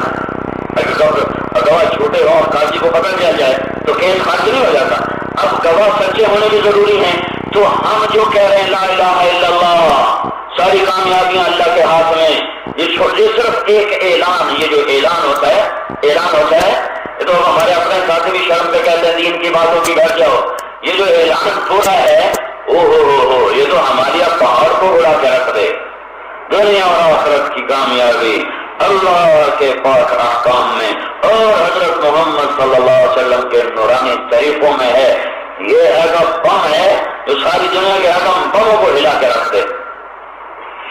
تو اب ہم سچے ہیں کہ جھوٹے ہیں تاکہ گواہی لگ جائے اور کیس کے مطابق اور جج گواہوں کو دے کر فیصلہ کر دے، تو آگے اللہ نے کہا وَيَكُونَ الرَّسُولُ عَلَيْكُمْ شَهِيدًا، تمہارے سچے ہونے کی گواہی میرا رسول دے رہا ہے کہ تم صحیح ہو، تم سچے ہو، اور میرا رسول اس کے سچے ہونے کی گواہی میں دے رہا ہوں۔ ما ينطق عن الهوى ان هو الا وحي يوحى علمه شديد القوى ذو مرة فاستوى وهو بالافق الاعلى ثم دنا فتدلى فكان قاب قوسين او ادنى اوحى الى عبده ما اوحى ما كذب الفؤاد ما راى افتمارونه على ما يرى۔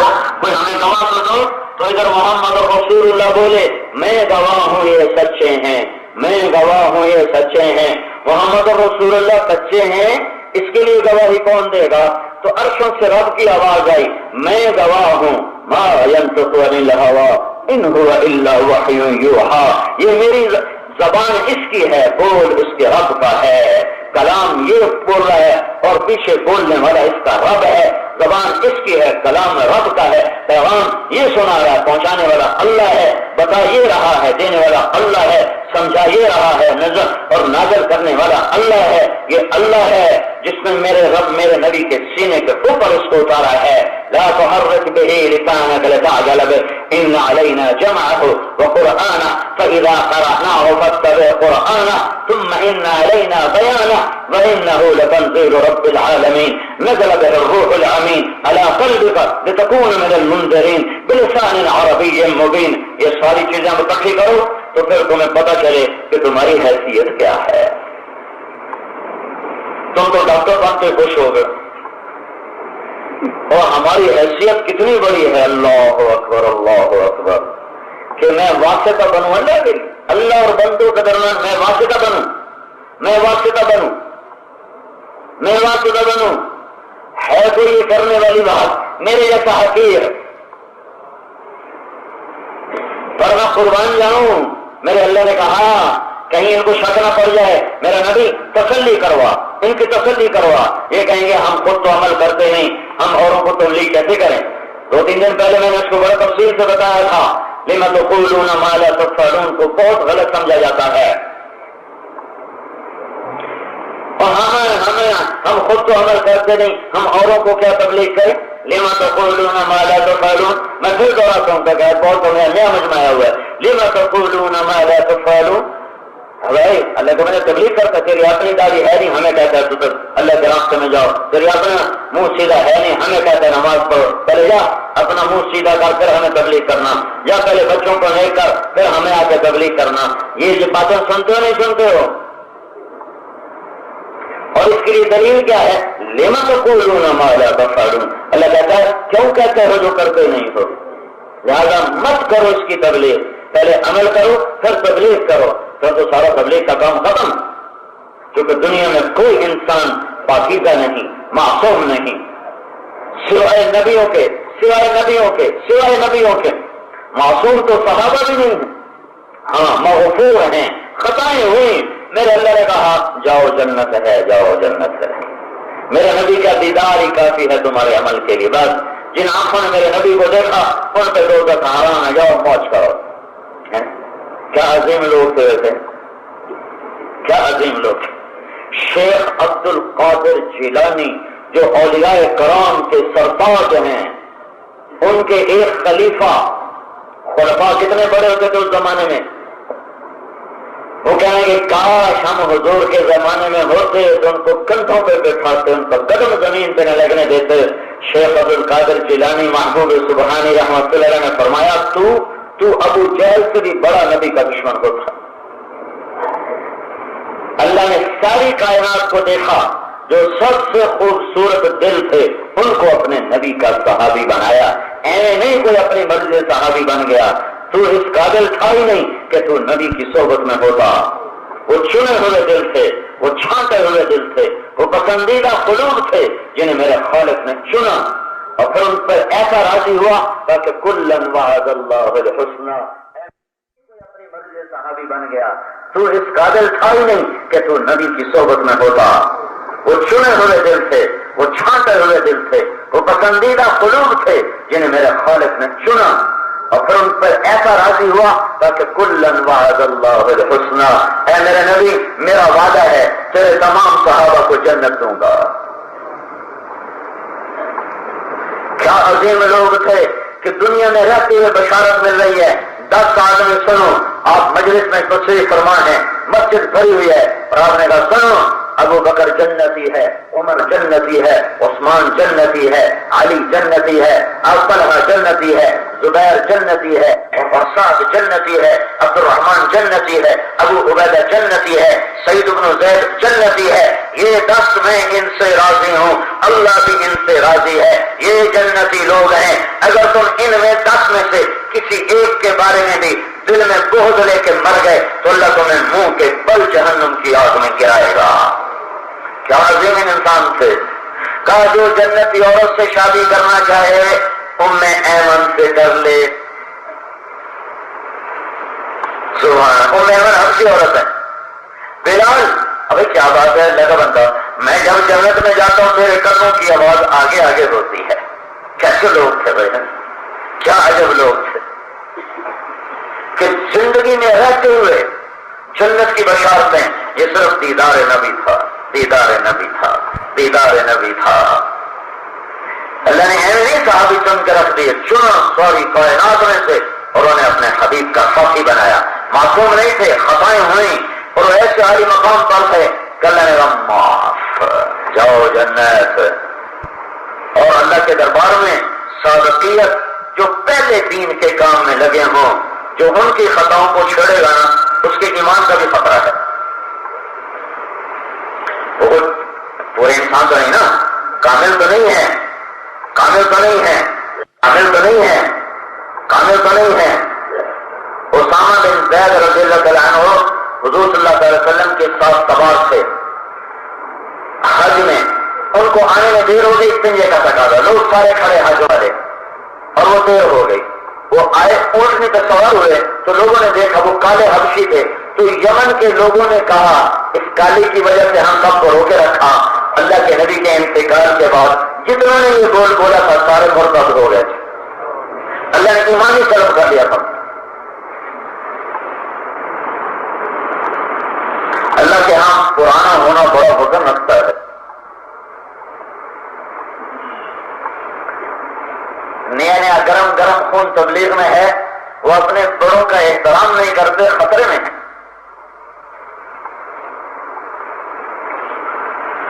لما تقولون ما لا تفعلون, کیوں کہتے ہو جو کرتے نہیں. لہذا میں نماز نہیں پڑھتا, میں نماز کی تبلیغ ہی نہیں کروں گا. میں نے گاڑی نہیں رکھی, میں گاڑی کی تبلیغ ہی نہیں کروں. میں سود کھاتا ہوں, میں کسی کو سود سے نہیں روکوں گا. اچھا, ہم پوری آیت کو ایک دفعہ آگے بھی پڑھ لیں. کبر مقتا عند اللہ ان تقولوا ما لا تفعلون, بڑا کبیرہ گناہ ہے, بڑا کبیرہ گناہ ہے کہ تم وہ کہو جو کرتے نہیں, تم وہ کہو جو کرتے نہیں. میری بات کان کھول کے سننا, میں بہت تھکا ہوا ہوں اور گلا میرا ساتھ نہیں دے رہا ہے, میں ضروری سمجھ کے آپ کی خدمت میں عرض کر رہا ہوں. میرا اللہ کہہ رہا ہے بہت بڑا کبیرہ گناہ ہے تم وہ کہو جو کرتے نہیں. اب میں چند مثالیں دیتا ہوں, پھر اس کو قرآن کے ساتھ ملا کے دیکھو. ایک ان پڑھ باپ کہتا ہے بیٹا تو جا قرآن پڑھ لے, اس کو سورۃ فاتحہ بھی نہیں آتی, تو یہ کبیرہ گناہ ہوا ہے, یہ کبیرہ گناہ ہوا ہے. ارے بولو, کبر مقتن, کبر مقتن نہیں. جو آج کا ماحول ہے اس کے مطابق پھر یہ کبیرہ گناہ ہے. کبر مقتن, بڑا کبیرہ گناہ ہے تم وہ کہو جو کرتے نہیں. بیٹا قرآن پڑھ لے. وہ کہتا تو آپ کا پہلے پڑھ, تو تب فاتحہ میں نہیں پڑھ رہا, میں کیا ہونا پڑھ ہے. تو وہ بچہ کتنا ہلاک ہو جائے گا.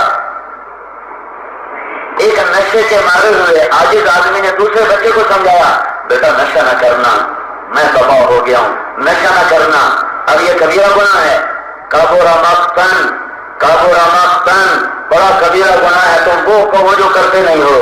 تو اب یہ خود تو نشہ کر رہا ہے اور اس کو کہہ رہا نہ کر، تو قرآن کے مطابق جو تم سمجھے ہو اس کے مطابق یہ کبیرہ گناہ ہے، تو اس کو کون کہتا ہے یہ کبیرہ گناہ ہے؟ ایک بے نمازی باپ چاہتا ہے میرا بچہ نماز پڑھے، بیٹا نماز پڑھ لیا کر، بیٹا نماز پڑھا کر، تو کیا یہ کبیرہ گناہ ہے؟ کبیرہ مقتن، کبیرہ مقتن، بہت بڑا کبیرہ گناہ ہے، تم وہ کرو جو کرتے نہیں۔ مولوی صاحب تو بیچارے اکثر فقیر غریب ہوتے ہیں، ان کی تنخواہیں اتنی تھوڑی ہوتی ہیں کہ رونا ہی آتا ہے کہ پتہ نہیں ہمارے لوگوں کے اندر کتنی بے حسی اور بے دردی کی انتہا ہے کہ اتنی تھوڑی تنخواہ ہے کہ وہ خود بیمار ہو جائے، نزلہ زکام پہ ہو جائے نا تو اس کی دوائی اپنی تنخواہ سے نہیں لے سکتا ہے۔ ایک مینیجر رکھیں گے اس کو 20,000 تنخواہ دیں اور مولوی کی 1,500 2,000 3، اور کتنے ہوتی ہے تنخواہ مولویوں ہے؟ 3,000 ہے، 1,500 3,000، تو یہ پیسہ خبروں میں لے جاؤ گے؟ کس قدر ظلم و ستم ہے؟ وہ 3,000 میں مہینہ کیسے گزارتا ہے؟ ہم مولانا سعید خان اور رحمۃ اللہ علیہ کے ساتھ ایک بڑے ڈاکٹر نے دعوت کی تھی، کھانے میں بھی ساتھ تھا، تو ڈاکٹر صاحب بڑی حقارت سے کہنے لگے، ساتھ ایک اور ساتھی بیٹھے تھے، ایک بڑے عالم، کہا حضرت یہ ہمارے قاری کو تو سمجھاؤ، ہم اس کو 1,500 دیتے ہیں، کہتے میری تنخواہ بڑا میرا گزارا نہیں ہوتا۔ تو مولانا صاحب نے ہنس کے کہا، اصل میں ان کو کہیں سے پتہ چل گیا ہے کہ ڈاکٹر صاحب کا صرف ایک دن کا ناشتہ 1,500 کا ہوتا ہے، تو اس دن سے وہ کہتا کر رہا ہے کہ تمہارا تو ایک دن کا ناشتہ 1,500 کا ہے اور میرے 4 بچے، میری تنخواہ تھوڑی تو بڑھا دو۔ اللہ کے واسطے غور کرو، کتنے محسن اعظم ہیں جنہوں نے اللہ کی مسجدوں کو آباد کیا ہوا ہے اور جنہوں نے تھوڑی تنخواہ پر تمہارے بچوں کو قرآن پڑھانے کے لیے اپنے آپ کو تباہ کیا ہوا ہے، ٹانگیں جڑ گئی ان کی، گھٹنے جواب دے گئے۔ ان سے تو تم خود آ کر پوچھتے اور ان کی ضرورتیں معلوم کرتے، الٹا وہ کوئی اپنی مجبوری کی وجہ سے کوئی بات بس کہہ دیا کر بیٹھے، تو مخلوق سے سوال کرتے ہو، اللہ سے ہونے کو نہیں بولتے ہو، اللہ سے ہوتا ہے جاؤ اللہ سے مانگو۔ کیا ظلم و ستم ہے، اور تمہارا بھی کیا قصور ہے؟ جب دین کی عظمت اٹھ گئی تو دین والوں کی عظمت بھی اٹھ گئی، جب دین کا احترام گیا تو دین والوں کا بھی احترام۔ ہاں سنو میں کیا کہنے لگا ہوں، امام اعظم ابو حنیفہ کے بیٹے نے سورت فاتحہ یاد کی استاد سے، سورت فاتحہ، قرآن نہیں، کیا سورت فاتحہ، انہوں نے اس کی خوشی میں ان کو 1,000 دینار بھیجا۔ وہ 1,000 دینار آج کا 15 لاکھ روپیہ بنتا ہے۔ قدر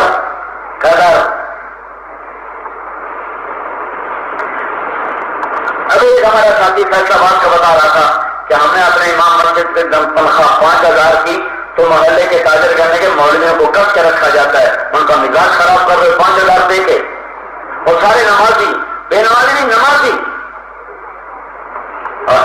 کیا کروں میں،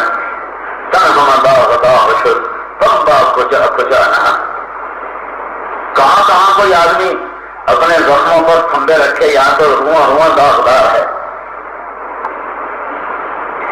ایک دکان کے سنبھالنے والے کو 50,000 دینے کو تیار، 1 لاکھ دینے کو تیار، پوری مل کے سنبھالنے والے لوگ 5-5 لاکھ روپیہ تنخواہ لے رہے ہیں، اور امام مسجد 1,500۔ میں سرحد گیا 800 روپیہ تنخواہ، میرا کلیجہ پھٹ، پٹھانو تم، وہ تمہیں قبر میں لے جاؤ گے پیسے، کیا کرو گے؟ یہ بنوں کی بات۔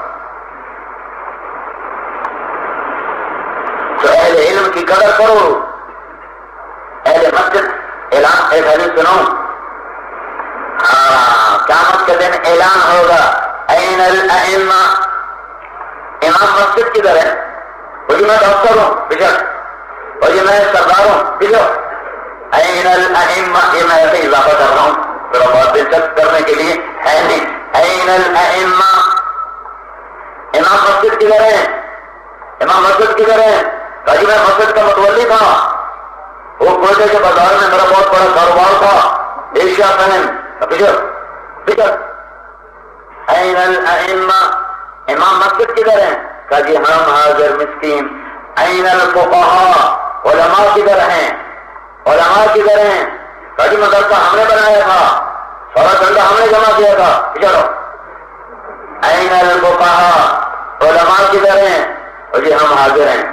این المؤذنون، این المؤذنون، اذان دینے والے کدھر ہیں؟ اذان دینے والے جو تمہاری نظر میں انسان بھی نہیں ہوتا ہے۔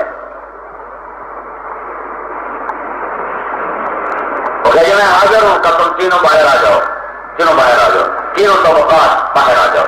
تو یہ تینوں باہر آئیں گے اور اللہ تعالیٰ کہے گا ان کے لیے ممبر بچھاؤ، ان کو موتیوں کے ممبر پر اللہ بٹھائے گا، کہے گا تم مزے کرو، میں ان کا حساب لے لوں۔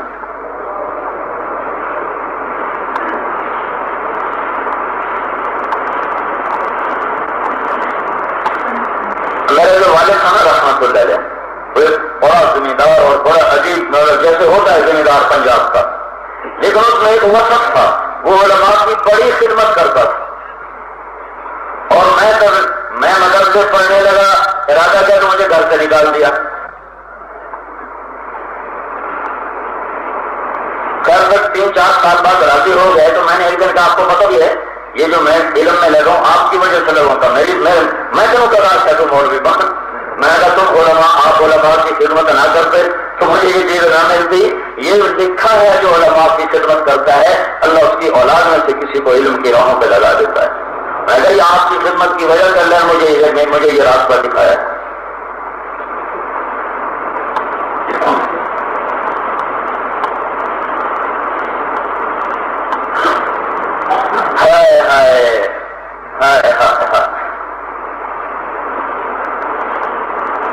تو میرے بھائیو لما تقولون ما لا تفعلون، اہل علم کی قدر کیا کرو، اہل علم کی ان کی ضرورتوں کا حال معلوم رکھا کرو،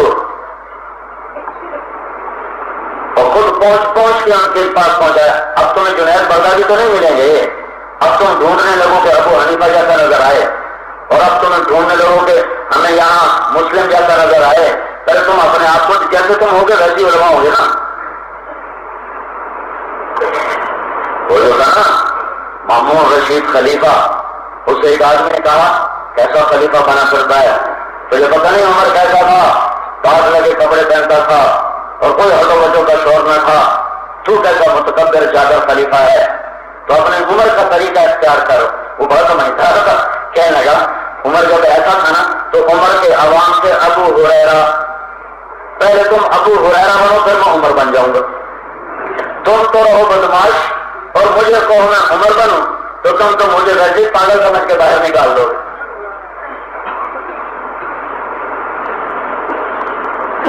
بھائی جو آج کا پستی کا دور ہے اسی کے حساب سے علم کی نسبت ہوگی، اسی کے حساب سے تقوی کی نسبت ہوگی، اسی کے اور تم سنو آخری دور میں جب کچھ نہیں رہے گا، نہ کلمہ نہ نماز نہ قرآن بھی اٹھا لیا جائے گا، لیکن مسلمان ہوں گے، قرآن اٹھ جائے گا، مسلمان ہوں گے، دو مرد عورت سڑک پہ زنا کر رہے ہوں گے، ایک آدمی کہے گا یار یہ سڑک پہ نہ کرو دیوار کے پیچھے کرو، آپ نے کہا وہ اس زمانے کے ابو بکر جیسا درجہ پائے گا اور عمر جیسا درجہ پائے گا،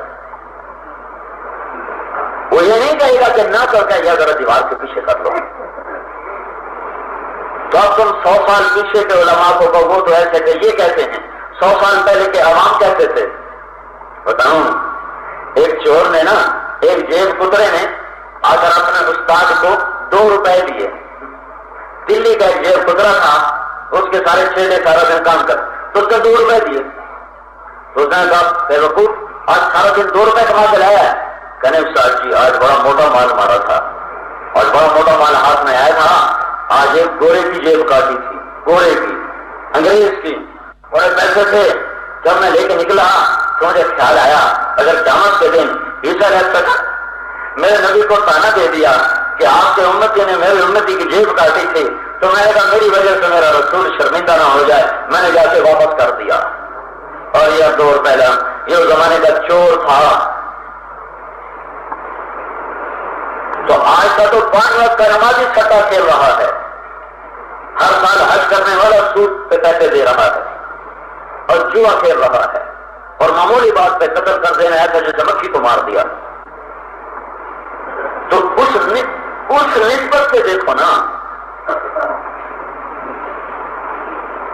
پہلے آپ بڑے نیک لوگ ہو، آپ کے یہاں بہت خیر ہے، بہت بھلائی ہے، پنجاب کی برائیاں یہاں اتنی نہیں پہنچی ہیں، اللہ کا شکر ادا کرو، بڑی عافیت میں ہو۔ لِمَ تَقُولُونَ مَا لَا تَفْعَلُونَ، بیٹا نماز پڑھ لیا کر، ابا بہت کبیرہ گناہ کر رہا تو نے، خود تو پڑھتا نہیں، مجھے کہتا نماز پڑھ، اللہ کہتا کبر مقتا عند اللہ ان تقولوا ما لا تفعلون، بڑا کبیرہ گناہ ہے تم کرتے ہو نہیں اور کہتے ہو، تو یہ ہے کبیرہ گناہ ہے۔ اور میں جو اپنے بیٹے سے کہتا ہوں بیٹا نماز پڑھ، تو یہ کبیرہ گناہ ہے۔ تو پھر اس آیت کا کیا مطلب ہے؟ اب وہ تو نہیں جو ہم لوگ سمجھے ہوئے، تو پھر اس کا کیا مطلب ہے؟ بھائی آپ نے نماز پڑھ لی، جی باجماعت تکبیر اولیٰ کے ساتھ، اور پڑھی کوئی نہیں، لِمَ تَقُولُونَ مَا لَا تَفْعَلُونَ، سمجھ رہے ہو؟ روزہ رکھا ہے، جی آج بڑا لگ رہا ہے، 2 پراٹھے ہونے کھاتے ہیں بیٹا، جی بڑا لگ رہا ہے، پیاس بڑی لگ رہی، لِمَ تَقُولُونَ مَا لَا تَفْعَلُونَ۔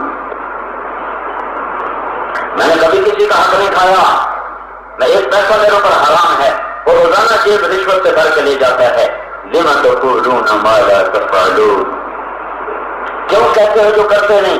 اب یہ ٹھیک ہے، کَبُرَ مَقْتًا، بہت کبیرہ گناہ ہے کہ تم وہ کہہ رہے ہو جو تم نے کیا نہیں۔ کوئی بات سمجھ میں آئی ہے؟ یہ وہ نہیں ہے کہ اگر میں نماز نہیں پڑھتا تو کسی کو نماز کی دعوت نہ دوں، یہ تمہارے دل میں ہے کہ مجھے بھلائی کی سزا لگانی ہے، مجھے اللہ کے پیغام کو سنانا ہے، اور میں تمہیں کیا سناؤں؟ کبھی دور تھا چمن میں تخت پر جس دم شہ گل کا تجمل تھا، ہزاروں بلبلیں تھی باغ میں، ایک شور کا غل تھا، کھلی جب آنکھ نرگس کی، نہ تھا جز خار کچھ باقی، بتاتا باغ رو رو، یہاں غنچہ یہاں گل تھا۔ یہ دعوت ایسی طاقتور چیز ہے،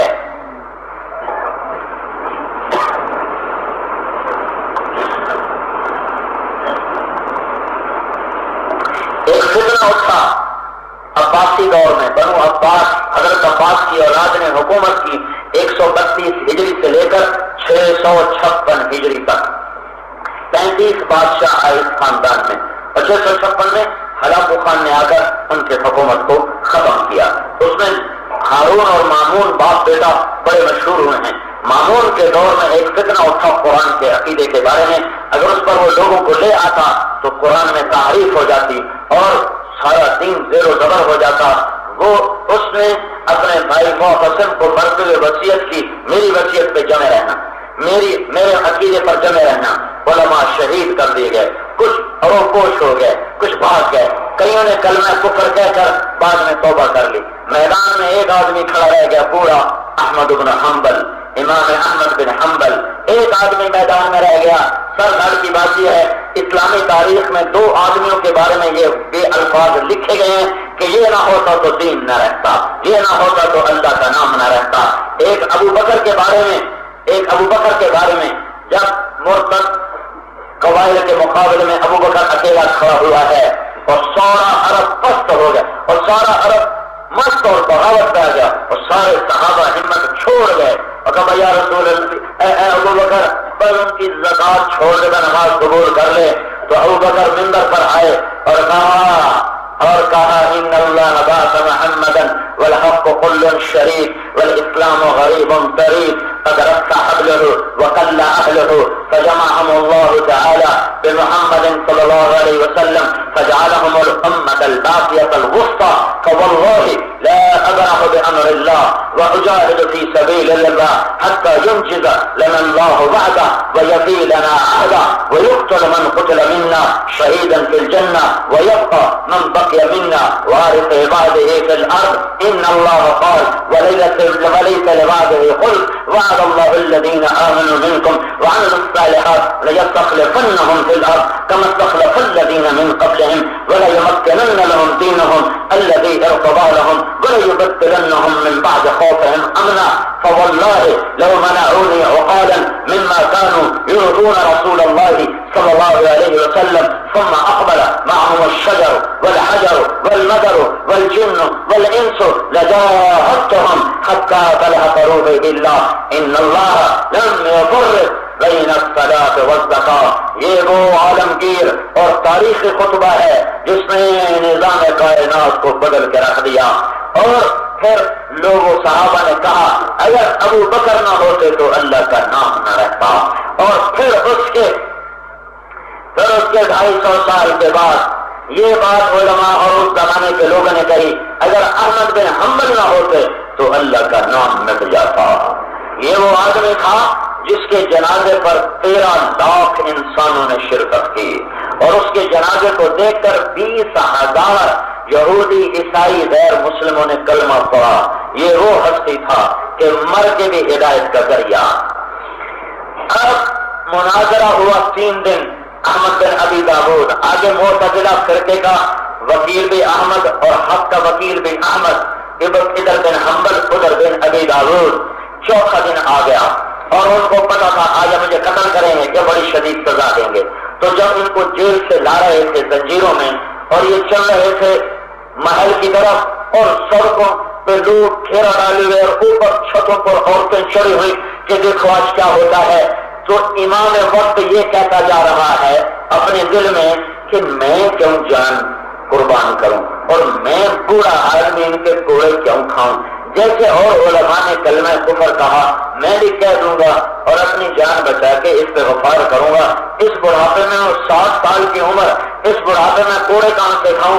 کیا یہ میرے دل میں باتیں آ رہی تھیں کہ اچانک مجمع میں ایک شور سمجھا کہ ایک آدمی نا بڑے زور سے مجمع کو چیرتا ہوا آ رہا تھا لمبے قد والا اور ان لوگوں کو ہٹ جاؤ ہٹ جاؤ ہٹ جاؤ.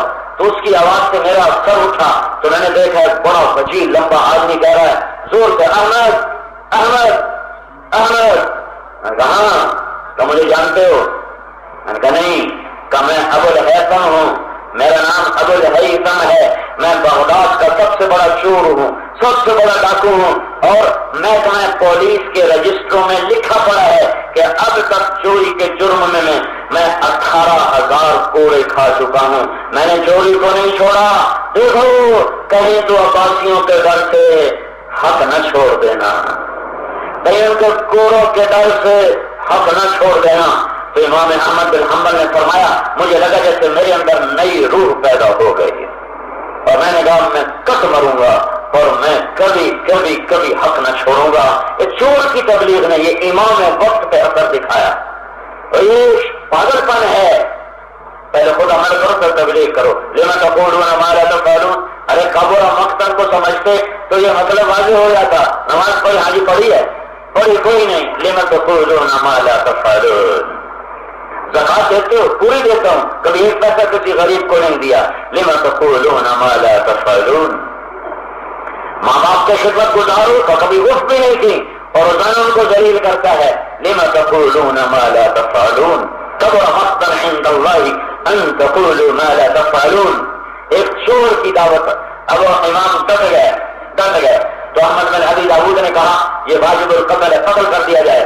تو وہ جو تھا نا موٹر سے ڈرتا تھا کیونکہ حیبت بڑی تھی امام کی. تو اس نے کہا کوڑے مارو کوڑے. اگر کوڑوں میں مر گیا تو آہستہ آہستہ مرے گا تو چند دن گزر جائیں گے. اگر کوئی ہے جو کوڑے مار کے اس کو گرا دے. تو ایک حبشی کھڑا ہوا اور نے کہا امیر المومنین میں 10 کوڑے ہاتھی کو بھی ماروں نا تو زمین پہ گر جاتا ہے ہاتھی کو. اب مجھے اجازت ہے کہ تو آ. تو وہ تو کوڑے مارتا شد علیہ قبحۃ اللہ تیرا بیڑا غرق ہو بدبخت، اور زور سے مار، دو پر پھر اور زور سے مارتا، کب تحت اللہ شد علیہ خبیث، تیرا بیڑا غرق ہو اور زور سے مار.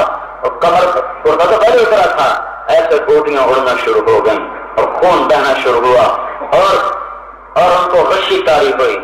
تو وہ جو احمد بن ابی داؤد جو تھا، وہ معتزلہ فرقے گمراہ فرقے کا مفتی، وہ نیچے اترا اور آ کر امام صاحب کے کان میں کہنے لگا اب بھی تو کہہ دے قرآن مخلوق ہے تو میں تمہیں خلیفہ کے عذاب سے بچا دوں گا. تو نے گانے سے چھٹکا لیا اور فرمایا تو اب بھی کہہ دے، حالانکہ تو اتنا ظلم کروا چکا ہے میرے اوپر، تو اب بھی کہہ دے کہ قرآن اللہ کا کلام ہے، مخلوق نہیں ہے، تو میں تمہیں قیامت کے دن اللہ کے عذاب سے بچا دوں گا. یہ ایک ڈاکو کی دعوت پر اتنی بڑی تاریخ لکھی گئی. میرے بھائیوں، ساری دنیا میں دین زندہ ہو اور انسانی صفات اجاگر ہوں، اس کے لیے دعوت ہی سبب ہے. ساری دنیا میں چوری ڈاکہ بدماشی زنا زندہ ہو، اس کے لیے بھی تبلیغ ہی سبب ہے. ایک ہی سبب ہے دونوں کا.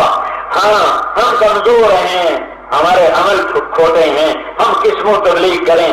ایک آیت سن لو کہ میرے اللہ نے کرم کیا، ہماری حوصلہ افزائی کی، ڈرو نہیں، مجھے پتا ہے سارے کوئی ابو بکر بن سکیں گے، سارے کوئی عبد القادر جیلانی بن سکیں گے، سارے کوئی جنید بغدادی بن سکیں گے.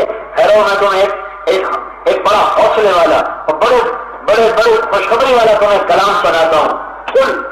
کل قرآن میں جتنے دفعہ کل آیا ہے نا، اس کے بعد بڑی اہم بات آئی ہے. کل کہو، کہلوایا گا کیا؟ هو اللہ احد. ایک مثال دے رہا ہوں. قل هو اللہ احد. قل افتأمرونی قل کیا افتأمرونی اعبد غیر اللہ ایھا الجاہلون. یہ مثال دے رہا ہوں. تو یہاں ہے قل، اے میرے نبی کہو کیا، هذه سبیلی ادعو الی اللہ علی بصیرۃ انا ومن اتبعنی وسبحان اللہ وما انا من المشرکین. اے میرے حبیب اعلان کر یہ ہے میرا راستہ، کیا میں اللہ کی طرف بلاتا ہوں. تو پاک معصوم ہے میرا نبی، تو بلا سکتا ہے. نہیں، میں اکیلا نہیں ہوں، انا میں بھی ہوں، ومن اتبعنی جو میرا کلمہ پڑھنے والا ہے، کوئٹے کا، چمن کا، پنجابی کا، کلاس کا، مستون کا، پنجاب کا، ہند کا، سندھ کا، وہ بھی میرے والا کام کریں گے، وہ بھی میرے ساتھی. ادعو الی اللہ، میں اللہ کی طرف بلاتا ہوں، اکیلا نہیں، میں بھی اور میری امت بھی، میں بھی اور میری امت بھی، ہم دونوں یہ کام کرتے ہیں. کیا؟ ہم اللہ کی طرف بلاتے ہیں. یہ کیسا کام ہے؟ ہاذا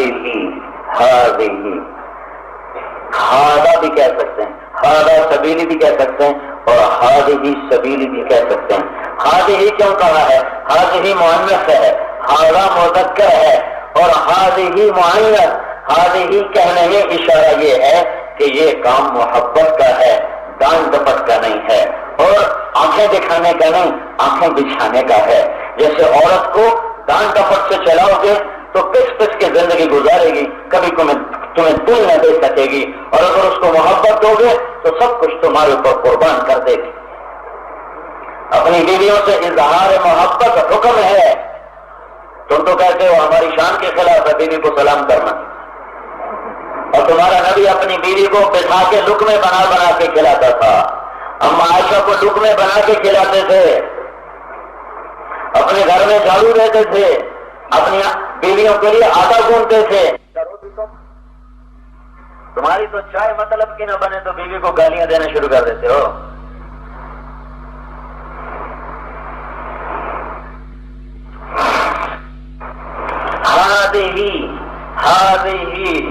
ہذہ میں اشارہ ہے کہ یہ اخلاق کا کام ہے، یہ محبت کا کام ہے، یہ الفت کا کام ہے، یہ بدتمیزی کے ساتھ، یہ درست لہجوں کے ساتھ، اور ایک دوسرے کی حقارت کے ساتھ، اور ایک دوسرے کی کاٹ کے ساتھ، اور ایک دوسرے کو ذلیل کرنے والا اگر کام شروع ہو گیا تو تبلیغ تو کوئی نہیں ہو رہی، کوئی اور کام ہو رہا ہے. هذه میرے نبی نے کہا قواریر انجشہ قواریر آپ انجشہ کہانی ہے وہ اونٹ لے کے چلتے تھے اور خود ہی پڑھتے تھے اونٹتے ہوئے جاتے تھے تو اس پر بیٹھتی مقصورہ آپ کی بیگمہ بابا کا انجشہ اور یہ شیشے ہیں شیشے آرام سے چلو اس کے دو مطلب ہیں ایک تو معروف ہے کہ یہ نازک ہیں نازک ان کو آرام سے لے کے چل اور اس کا دوسرا مطلب ہے یہ شیشے ہیں شیشے کا کام کیوں ہے شیشے میں ایک عیب ہے یہ ٹوٹ جائے تو پھر جڑتا نہیں بابا کا انجشا اور یہ شیشے ہیں شیشے آرام سے چلو اس کے دو مطلب ہیں ایک تو معروف ہے کہ یہ نازک ہیں نازک ان کو آرام سے لے کے چل اور اس کا دوسرا مطلب ہے یہ شیشے ہیں شیشے کا کام کیوں ہے شیشے میں ایک عیب ہے یہ ٹوٹ جائے تو پھر جڑتا نہیں اشارہ ہے کہ اگر عورت کے ساتھ بدتمیزی کی تم نے اور اس کا دل ٹوٹ گیا پھر مرتے دم تک کبھی جڑ نہ سکے گا اس لیے میرے نبی نے کہا بہترین مسلمان وہ ہے جو بیوی سے اچھا سلوک کرے ماں کے قدموں تلے جنت ایک بیٹی کی شادی کرو جنت میں نبی کے ساتھ ایسے ہو جاؤ 10 بیٹوں کی شادی کرو کوئی جنت کا وعدہ نہیں ایک بیٹی کی شادی کرو جنت میں یوں ہو جاؤ کہ یوں میرے ساتھ ایسے جائے گا ایسے بہنوں کا حق ادا کرے جس کو اللہ نے 2 بہنیں دی ان کو ان کی پرورش کی ان کا شادی کی پھر ان کا وراثت میں حق دیا میں روز یہ بیان میں نے اس بات کو دہرایا ہے کہ پورے بلوچستان میں بہنوں کو بھائی اپنے باپ کی وراثت میں سے کوئی حصہ نہیں دیتے اور یہ سندھ کا بھی یہی حال ہے اور یہ بلوچستان اور یہ سرحد کا بھی یہی حال ہے پنجاب میں اب تبدیلی آ رہی ہے لوگ اپنی بیٹیوں کو حصہ دینا شروع کر چکے ہیں پہلے نہیں پہلے ضلع ملتان میں میرا باپ پہلا آدمی تھا جس نے اپنی بیٹیوں کو پوری زمین حصے میں دی تھی اور سارے ذمہ دار اس کے گلے پڑ گئے تھے کیوں وہ دکھتی جانا ہے ورسڑیاں تھیں آپ سے کا بگڑے ہو یعنی میرا باپ مطلوب ہو گیا کہ کیوں دیا تو نے بیٹیوں کو حصہ لیکن اب ایک سزا بنی ہے کہ لوگ اپنی بیٹیوں کو اور بھائی اپنی بہنوں کو حصہ دیتے ہیں لیکن مجھے نہیں پتا تمہارے ہاں اس کا رواج پڑا کہ نہیں پڑا ہے لیکن شنید یہی ہے کہ یہاں کوئی نہیں دیکھا یہ ظلم عظیم یہ بہت بڑا ڈاکہ یہ بہت بڑی چوری اور یہ سارے رزق کو حرام کر دینے والی چیز ہے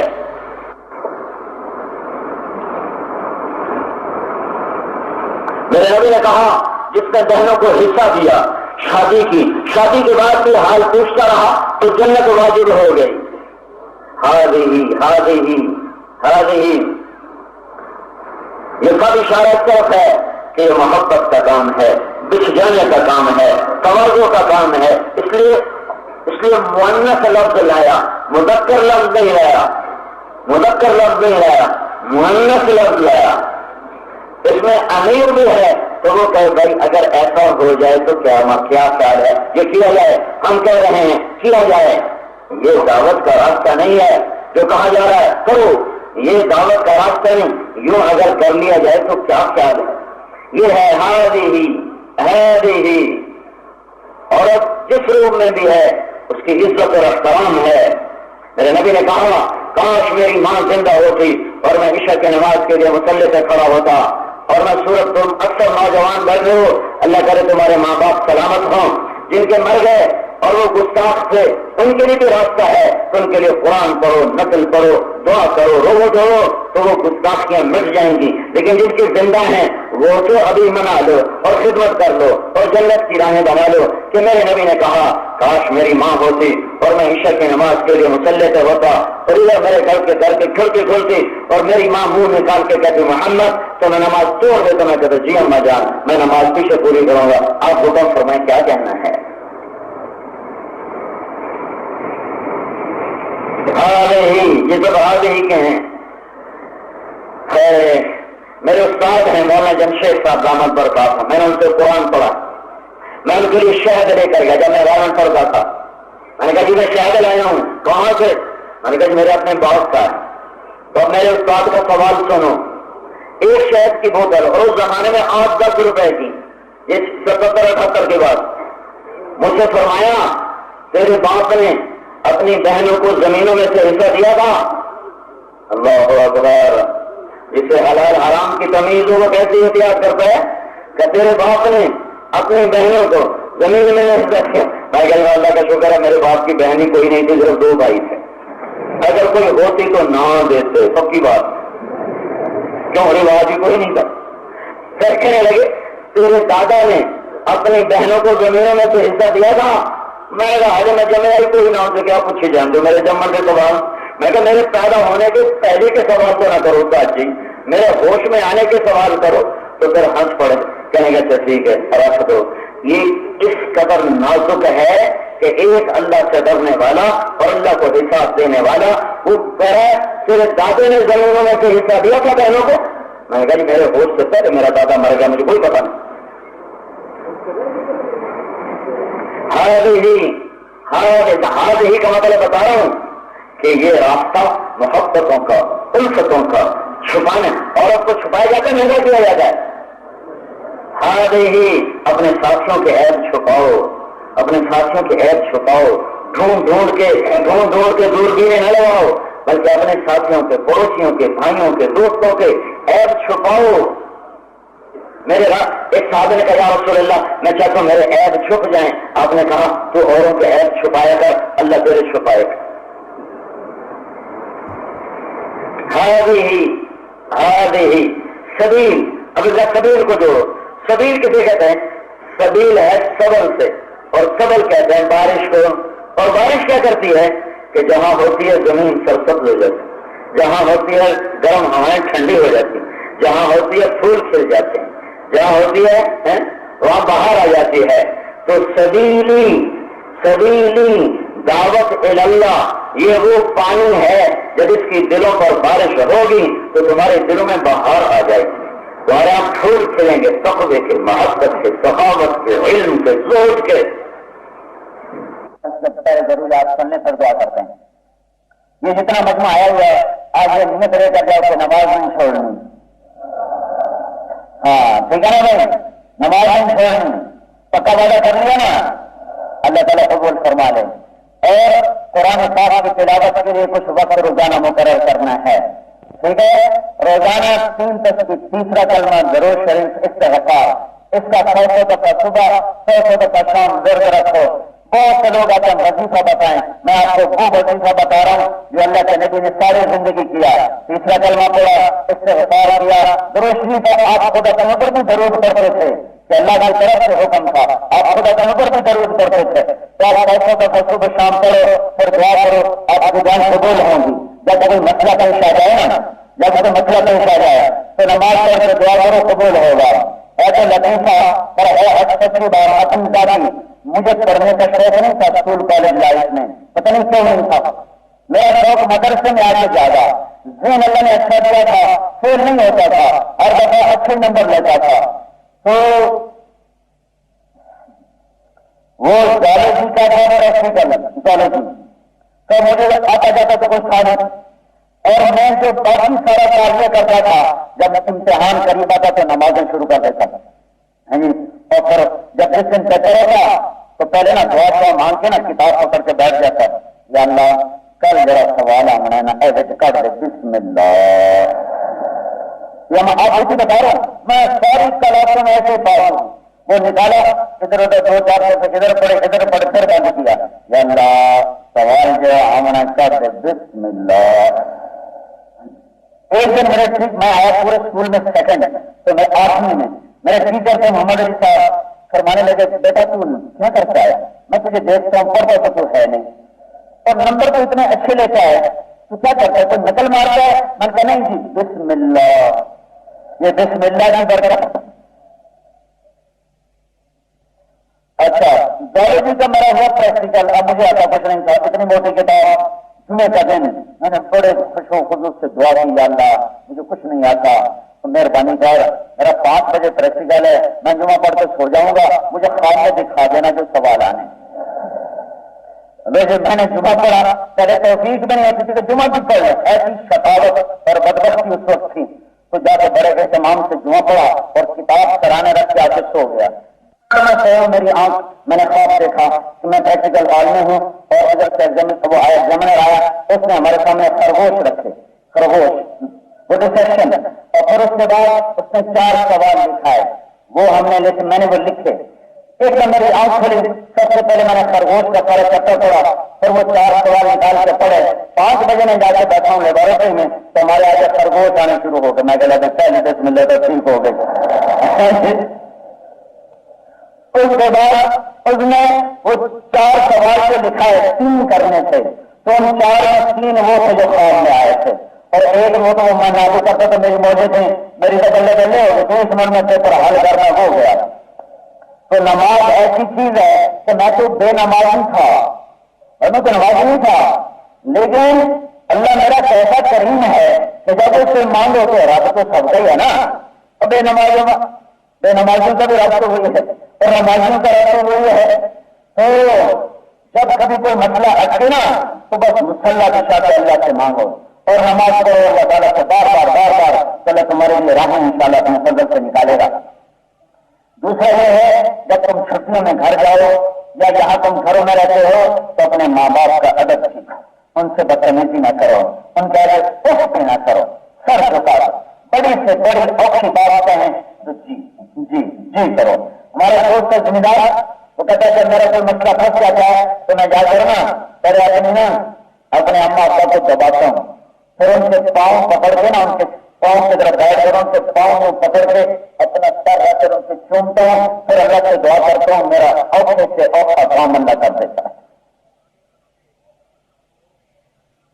میرا خالہ کا بھائی ہے، بڑا ذمہ دار ہے اور 45 سال کی عمر ہو گئی ہے، بچوں والا ہے۔ اس میری خالہ ہے بڑے غصے والی، اس کو جب غصہ چڑھ جائے تو جوتا اٹھا کے اس کے سر میں مارنا شروع کرتی ہے اور وہ اللہ ایسے بیٹھا رہتا ہے اور جوتے کھاتا رہتا ہے، اتنا بھی نہیں کہتا اما ہم تو بچ جاتا۔ اللہ نے کیسے بھاگ لگائے ہوئے ہیں کہ بس وہ ماں کی عظمت ہے جو اس کو ہوا میں اڑا کے لے جا رہے ہیں۔ اپنے ماں باپ کی عظمت کو دل میں اتارو، جن استادوں سے پڑھو ان کا بھی ادب کرو، اس سے تمہیں علم ملے گا۔ یہ کائنات کا قانون ہے، جس استاد سے جو پڑھو ساری زندگی اس کا ادب کرو تو اللہ کے فضل و کرم سے اللہ تمہیں اس علم کی راہ سجھائے گا۔ یہ نہ دیکھو کہ یہ ٹیچر کیسا ہے، تم یہ دیکھو اس نے تمہیں کچھ پڑھایا ہے، اس کا ادب کرو، ٹھیک ہے نا؟ ٹھیک ہے نا؟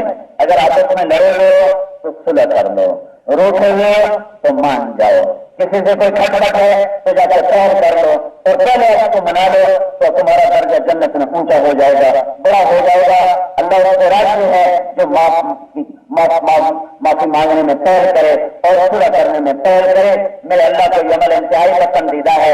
اپنے دل کو مسلمانوں سے صاف رکھو اور یہ بلوچ بنا اور یہ پٹھان بنا اور یہ پنجابی بنا اور یہ سندھی بنا، اس سے اللہ کے واسطے توبہ کرو، اللہ کے واسطے توبہ کرو۔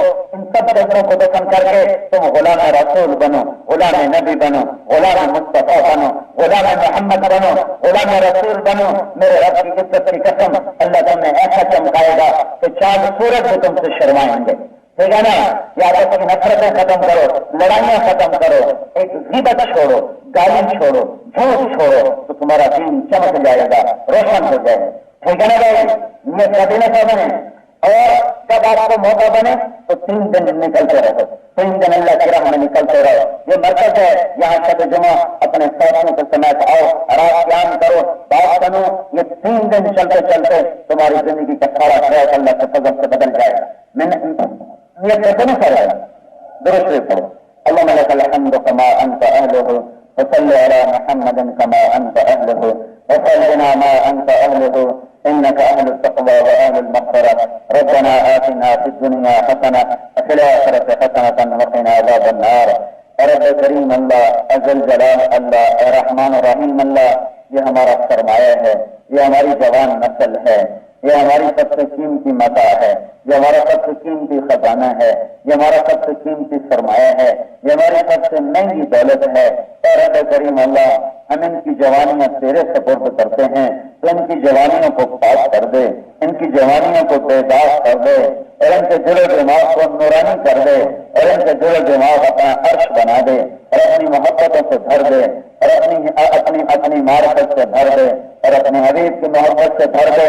جن جن علوم میں یہ چلیں ان میں انہیں صاحب بصیرت بنا، صاحب صراحت بنا، اے میرے مولا انہیں ایسا علم دے کہ ساری دنیا سے لوگ کھچ کھچ کر ان کے پاس پڑھنے آ رہے ہوں، ان کے پاس سیکھنے آ رہے ہوں۔ پچھلے 1000 سال تو نے یہ منظر باقی رکھا کہ دنیا کے لوگ کھچ کے اہل ایمان کی یونیورسٹیز میں آتے تھے، اور الٹا ہوا ہمارے بچے یورپ امریکہ جاتے ہیں ایمان گنوا کے اور بہت کچھ گنوا کے ڈگریاں لے کے آتے ہیں۔ ان نوجوانوں کو ایسا علم دے میرے مولا کہ سارا عالم اڑ اڑ کے ان سے سیکھنے آ رہا ہو۔ ان کے لیے میرے مولا استعدادیں بنا دے اور ان کو اس کے ذوق عطا فرما دے اور ان کے سینے کھول دے اور ان کے دل اس کے لیے روشن کر دے، اور قدم قدم پر ان پر دنیاوی علوم کے خزانے ان پر کھول دے اور کائناتی علوم کے چھپے بھید ان کے اوپر کھول دے، اور انہیں پوری قوم کے لیے تو رہبر بنا، مقتدا بنا، روشنی کا مینار بنا، ہدایت کا جھنڈا بنا، ہدایت کا راہبر بنا، اور انہیں اور ہمیں اپنا تعلق بھی دے، اپنی محبت بھی دے، اپنی معرفت بھی دے۔ جو آپس کی لڑائیاں ہیں اور نفرتیں ہیں وہ ختم کر دے، جو آپس کا بغض ہے وہ مٹا دے، جو آپس کی نفرتیں ہیں وہ مٹا دے، اور ان سارے نوجوانوں کو قبول کر لے، انہیں قبول کر لے۔ ان کی جوانیاں قوم کی بھی خدمت کا ذریعہ بنے اور ان کی جوانیاں تیرے دین کی سربلندی کا بھی ذریعہ بنے، اور تو بلوچستان کی ہر یونیورسٹی کو سارے عالم میں ان کے ممتاز حیثیت عطا کر دے اور سارے عالم کے لیے علمی مرکز بنا دے، علمی گہوارے بنا دے، اور یہاں سے نکلنے والے بچوں کو سارے عالم کے لیے روشنی کا مینار بنا دے۔ انہیں لوگوں کی آنکھوں کی ٹھنڈک بنا، انہیں اچھے اخلاق عطا فرما، انہیں میٹھا بول عطا فرما، انہیں میٹھی شیریں زبان عطا فرما، ان کے سینے تعصب سے پاک کر دے، بغض سے پاک کر دے، ظلم و ستم سے پاک کر دے، انہیں اپنی محبت دے دے، راتوں کا اٹھنے والا بنا اور دن میں اپنی اطاعت کرنے والا بنا، اور یا اللہ ان کی جوانیوں کو اپنے کلمے کے زندہ ہونے اور سارے عالم میں یا اللہ بلند ہونے کے لیے قبول فرما۔ اگر مولا ان میں جو پریشان ہیں، تنگی میں ہیں، دکھی ہیں، کسی بیماری میں ہے، کسی گھریلو پریشانی میں ہے، وہ ان کے سارے دکھ درد دور فرما، ان کی ساری پریشانیاں دور فرما، اور انہیں اپنا بنا لا، اور ان کا تو بن جا، اور ان نوجوانوں کو میرے مولا اور عالم کے انسانوں میں اپنا پیغام لے کے جانے والا بنا دے اور اپنا پیغام لے کے پہنچانے والا بنا دے۔ اور یا اللہ ہمیں بھی ان کی توفیل قبول فرما، اور ہماری پوری امت کے عرب و عجم کے نوجوانوں کو بھی قبول فرما، بوڑھوں کو بھی قبول فرما، مرد و عورتوں کو قبول فرما، اور میرے مولا پوری امت میں جو ظلم و ستم کیا یہ ایک وبا ہے، اسے ختم فرما اور باطل کے نرغے سے نکال دے، سارے اہل باطل کو ایمان کی دولت دے دے، اور جن کے مقدر میں نہیں ہے انہیں زیر زمین پہنچا دے اور سفا ہستی سے مٹا دے، اور پوری امت میں وحدت پیدا کر دے اور محبت پیدا کر دے اور بابرکت کر دے، ہمارے کھیت کھلیان زراعت تجارت کا برکت کر دے، میرے مولا ہمارے بازاروں سے مہنگائی کو ختم کر دے، تیرے نیک بندے تیرے درد سے ڈر کر حلال کمانے والے بندے بڑے پریشان ہیں میرے مولا، یعنی ایک ضرورت پوری ہوتی ہے 10 قربان ہو جاتی ہیں، میرے مولا تو کرم کر اور ہمارے بازاروں میں سستا کر دے چیزوں کو، اور یہ الگ سود اور جوا اور سٹا یہ ہمارے بازار سے نکال دے، جس کی وجہ سے یہ قحط آیا ہے اور یہ چیزیں آسمان تک پہنچی ہیں،